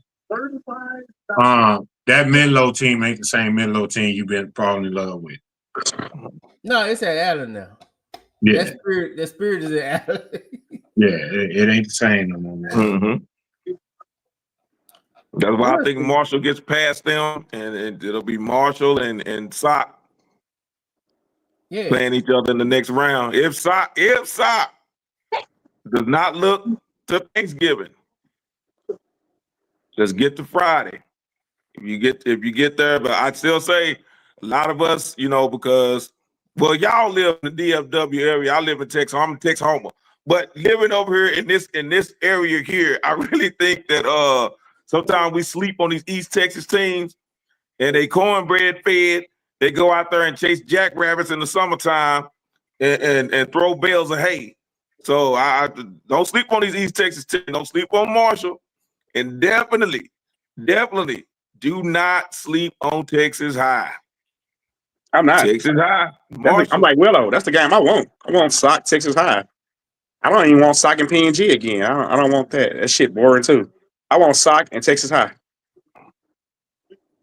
PNG been kind of struggling. They've been winning, but they've been winning ugly. And I just don't see them. I don't see them getting past Texas High. Well, yeah, because that's the same Texas High team that beat they district champ by 40. Mm-hmm. So who was that, Willow? That was Nederland. Oh shit. Yeah. No, listen. Damn. Texas High got some go-getters. Mm-hmm. Like they got dudes, man. They got dudes that's been playing since freshman and sophomore year. Like they got dudes. Like they got cats going to Oregon. Like they got Power 5 kids up and down that roster. Mm-hmm. So they gonna be there. Like that's the game I want to see. I'm not gonna lie to you. I want to see that game. Yeah, that game right there, man. That might be. Well, ain't no doubt about it. That's gonna be the game of the week, no matter who playing, no matter what classification, what bracket, what region. That's the game of the century, man. For me, to me, Sock Texarkana is bigger than Sock PNG, and I know a lot of people want to see them get their lick back. Shout out to my homie Tisha TT. Yeah, we talked about Rockwall, man. We said Duncanville. We said Rockwall shouldn't stop the bus, man. Just keep the bus running. I can help you out. We basically said that Duncanville star players gonna have these on after halftime. Yeah. Pretty much. They can't stop a nosebleed. They definitely ain't gonna be able to stop they ain't gonna be able to stop all the wounds that's finna come. Man. Well, man, they ain't gonna be able to stop none of that, man. But yeah, hey fellas, just region 3 real quick, because I'm doing this because it got Swag and Ken folks on it. I was looking at it, they got a Pflugerville versus Iowa Colony. Richmond Randall, they playing L. They gonna beat the hell out of L. But Bastrop playing Fort Bend Marsh. Fort Bend Marsh is 9-2. Yeah. They lost for Iowa Colony and Richard Randall. Yeah. They trying to get that rematch back. J-Mac, they trying to get that rematch back. Fort Bend trying to get that Richmond rematch back. And they gonna get it. But they gotta beat Iowa Colony to get the Nah, they'll play Iowa Colony first. Oh. Yeah. And I'll be at that again. That'll be tough. I have Iowa Colony and Randall playing. Yeah, I do too. Iowa Colony is good. And I'm just saying that because Swaggy Sway on here. Iowa Colony, man, they got some horses. So y'all, I see Iowa Colony and Randall playing.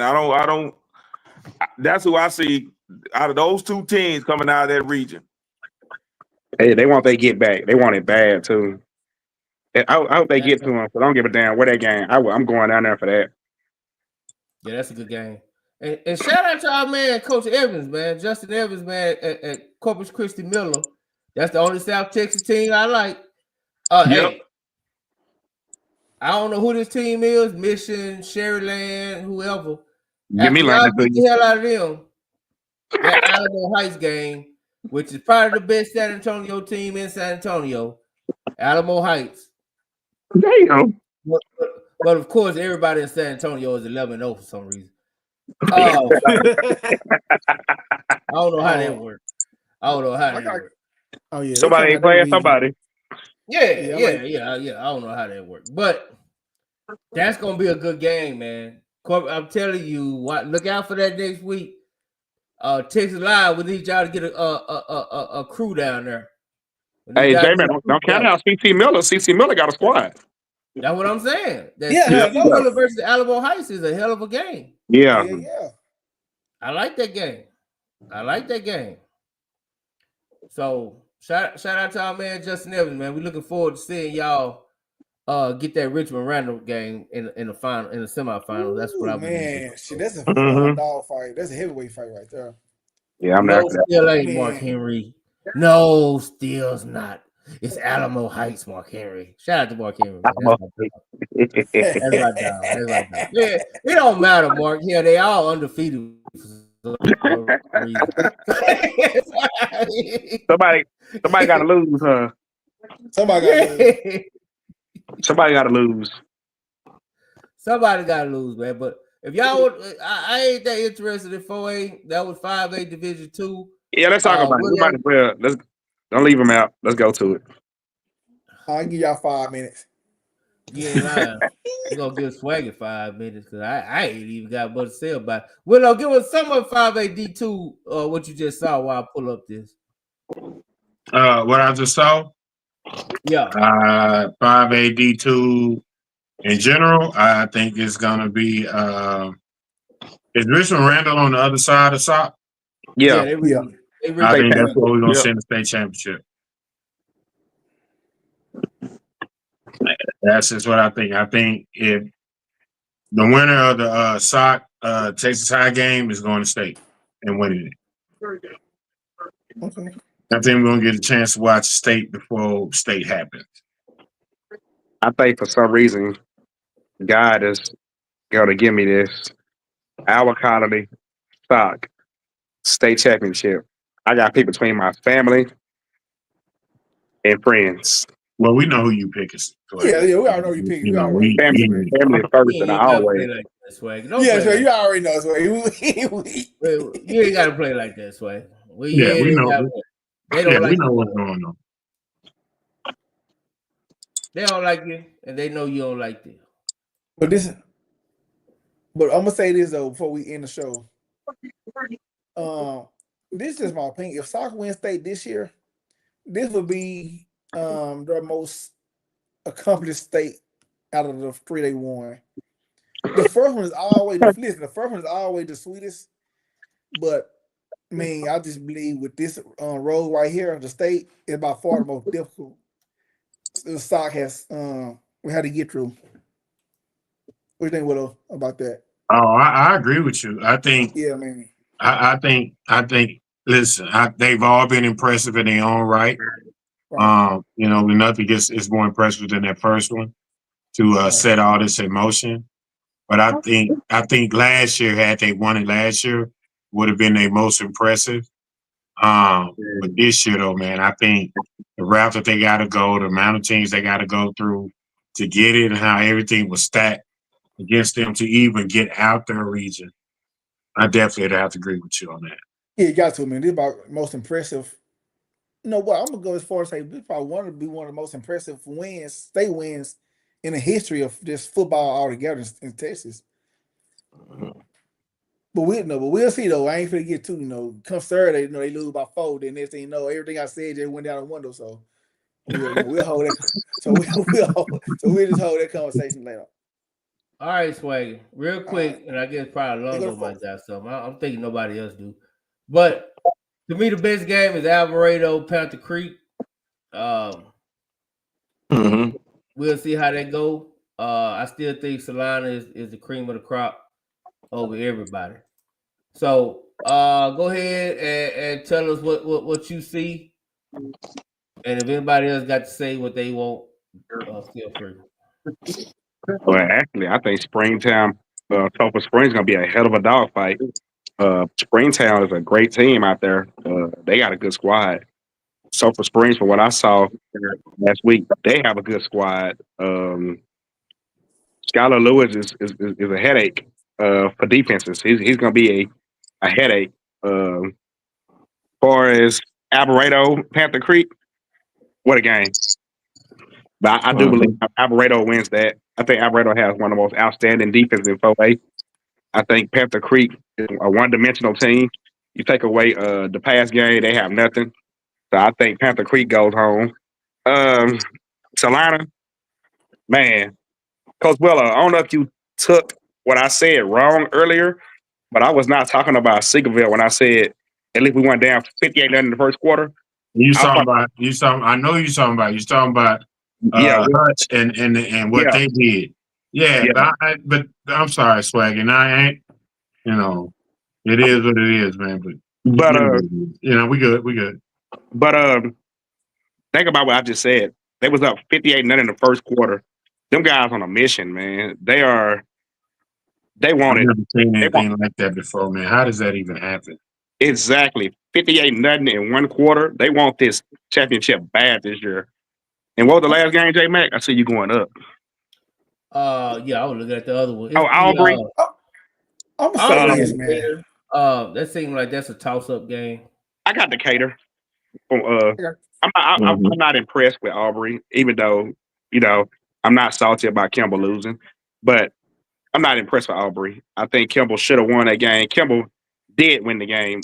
They just didn't win the game on the field. They didn't win it by record. They didn't win it by results, but they won the game battling wise. Aubrey is not good to me. I got Decatur. Yeah. Anybody else? Y'all, hey, get your 4-8 thoughts now. Man, I don't know, man. I thought this. You gotta win all three phases. That's just, I don't know enough about Aubrey. They beat Kimball. That district seems to be playing pretty tough. I'm LBJ on that one. Yeah. Who they playing? They is LBJ 4A or 5A? No, this is right here. Oh yeah, they got Bernie. They gonna win that one. I'm gonna be honest. LBJ is making it to the semifinals. I'm gonna tell you that now. They ain't playing nobody. I mean, San Antonio teams and Port teams and Lake Bay teams and that. We ain't trying to hear none of that. Do not sleep. And I mean, do not sleep on Bay City. Yeah, Bay City's always there. I'm gonna say this, man. I don't got no dog in the fight, man. But if LBJ make it a state, man, I'm rolling with them regardless of who they play. It's the lineup, whoever the team up here. That's what I'm rolling with LBJ. Man, didn't know. Hey, is Bay City is Bay City are they the team that's saved by the bell? No, that's Bayside. That's Bayside.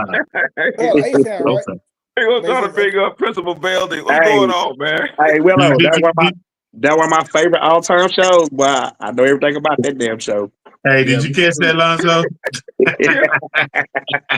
Oh, Mr. Belding. Hey, y'all know Zach Morris is trash, though, man. If y'all ain't seen those clips, watch Zach Morris is trash. He is trash. What'd he do? Because everything he did in the show, man, stealing people's girlfriends and stuff, man. Oh, selling yeah, his friends out. He Yeah, trash, he man. was, dog. Zach slept with every girl on the damn show. He kissed every girl on the show, no matter who she was with. Even Screech. Yeah, girl, he didn't man. care. That's why I said He he's kissed trash, a man. black Y'all girl. gotta see them. I got mad. Watch some clips on YouTube, man. There's a whole, he did it's a get whole Lisa, did thing he? with it. Yeah, he God even kissed a black girl, man. I was like, Yeah, he damn, got with boy, all that of them, man. Hey, y'all can't get mad at him. There's a dude like that at the school for real. Y'all went to school with a dude like that. Yeah, in reality, yeah, I might have been that guy. That was me. That You was me might back in the still be day. that guy. You don't know.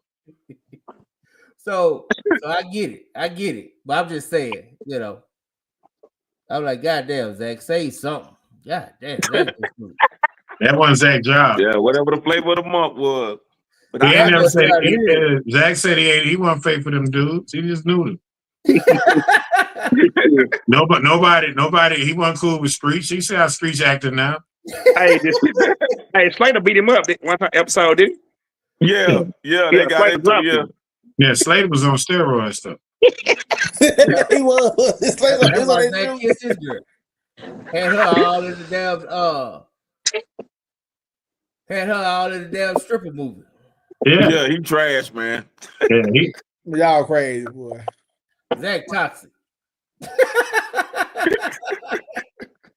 Hey man, final thoughts. Go ahead, B Ryan, before you hop out of here, because I know you about to hit that button. Yeah, how you know? Final thoughts, man. My final thoughts is, like Swag say, man, support the kid this weekend. I know, this game is far away. Texas Live, but support the kid this week. Especially Sock.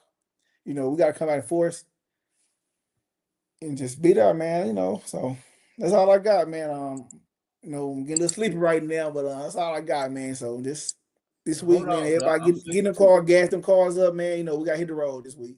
Whether you going to Allen or Waco, you're going to West Texas, man. Just support the kids, man. Yes, sir. What you got, Swag? I'm like B Rise, man. I'm just puzzled for a minute here, J Mac. Like, you don't say nothing negative about the situation. All you say is we want y'all to, it's playoff time. Get out there and support these kids. Hit the road, and you got idiots like Gary Bird going in there and want to make a fucking big deal out of it. Like, Don't Bradshaw name out too. Bradshaw too. Now, like some fucking jerks. Anyway. Come on, Swag. It's playoff season, baby. You know it. It's official now. I said I don't blame them now. Don't get me wrong. I don't blame Gary Bird. I don't blame Bradshaw. That's how they supposed to be. You know what I'm saying? So ain't nothing wrong with it. But now, seriously though, man. I was Joseph side. Let me say this, and this is real. Y'all, this to all y'all. We are in the final weeks of greatness, man. And when I say greatness, I mean greatness. We're in the final weeks of the Decorian Moore, Keelan Russells, Chris Jemersons, who else I can name? Just Warren, Bailey from even Bailey from North Shore. Like, we've seen these kids from freshmen, man, to now. Like, we are weeks away from the end. And I was sitting at work thinking about this doing my job. I was on my forklift, and I was just like, damn, man, Decorian them and Kaylin them for to be through. Like, this is it. Like, it's going to be a new class next year. So I just want to say, man, I enjoyed everything these kids have done in these whole 4 years. I look forward to seeing what they're going to do in the next coming weeks. I don't have a favorite to win no championship this year, not one.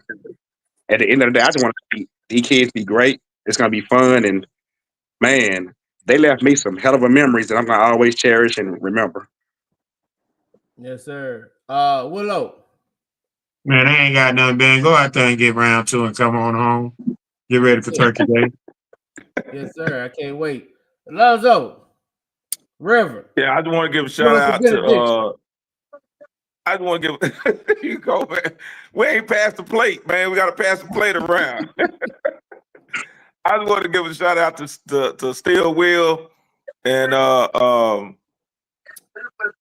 because again, I said it before, 60% of the teams that started out in the season when it was 0-0 did not even make the playoffs. So to make it is a major hurdle for me. Y'all know how I feel about, Steel Will. He's one of the good guys. He and Coach Rickland Holmes, they both, like I say, they made it to the first round. They made it to the playoffs. So shout out to the good guys and shout out to the other good guys that are still in there. Coach White out there at North Crowley. Shout out to Coach T, Coach Tillman. They're still there at Midland. So Midlothian. So I just want to say this, and I'm gonna be done. To those coaches that have failed your student athletes throughout this school year, I am charging you with making sure that these young men get into institutions of higher learning. I don't care if it's a JUCO. I don't care what level it is. You got more time on your hands now. Help these young men get them to a level of higher learning because it's all about economics. We know that those that have college degrees make more money than those who just have high school diplomas. It is your duty to help these young men get into school. I yield the mic. All right. Yes, sir. Yes, sir. Y'all heard the man. Everybody get out and watch some high school football, man. Everybody get out and watch some high school football this weekend. Catch your basketball game if you can. And let's do it like that, man. Another great show. Willow. See you Hey, man. weekend. It's a great one, man. Enjoyed it. Hey, man. Deuces. Watch this.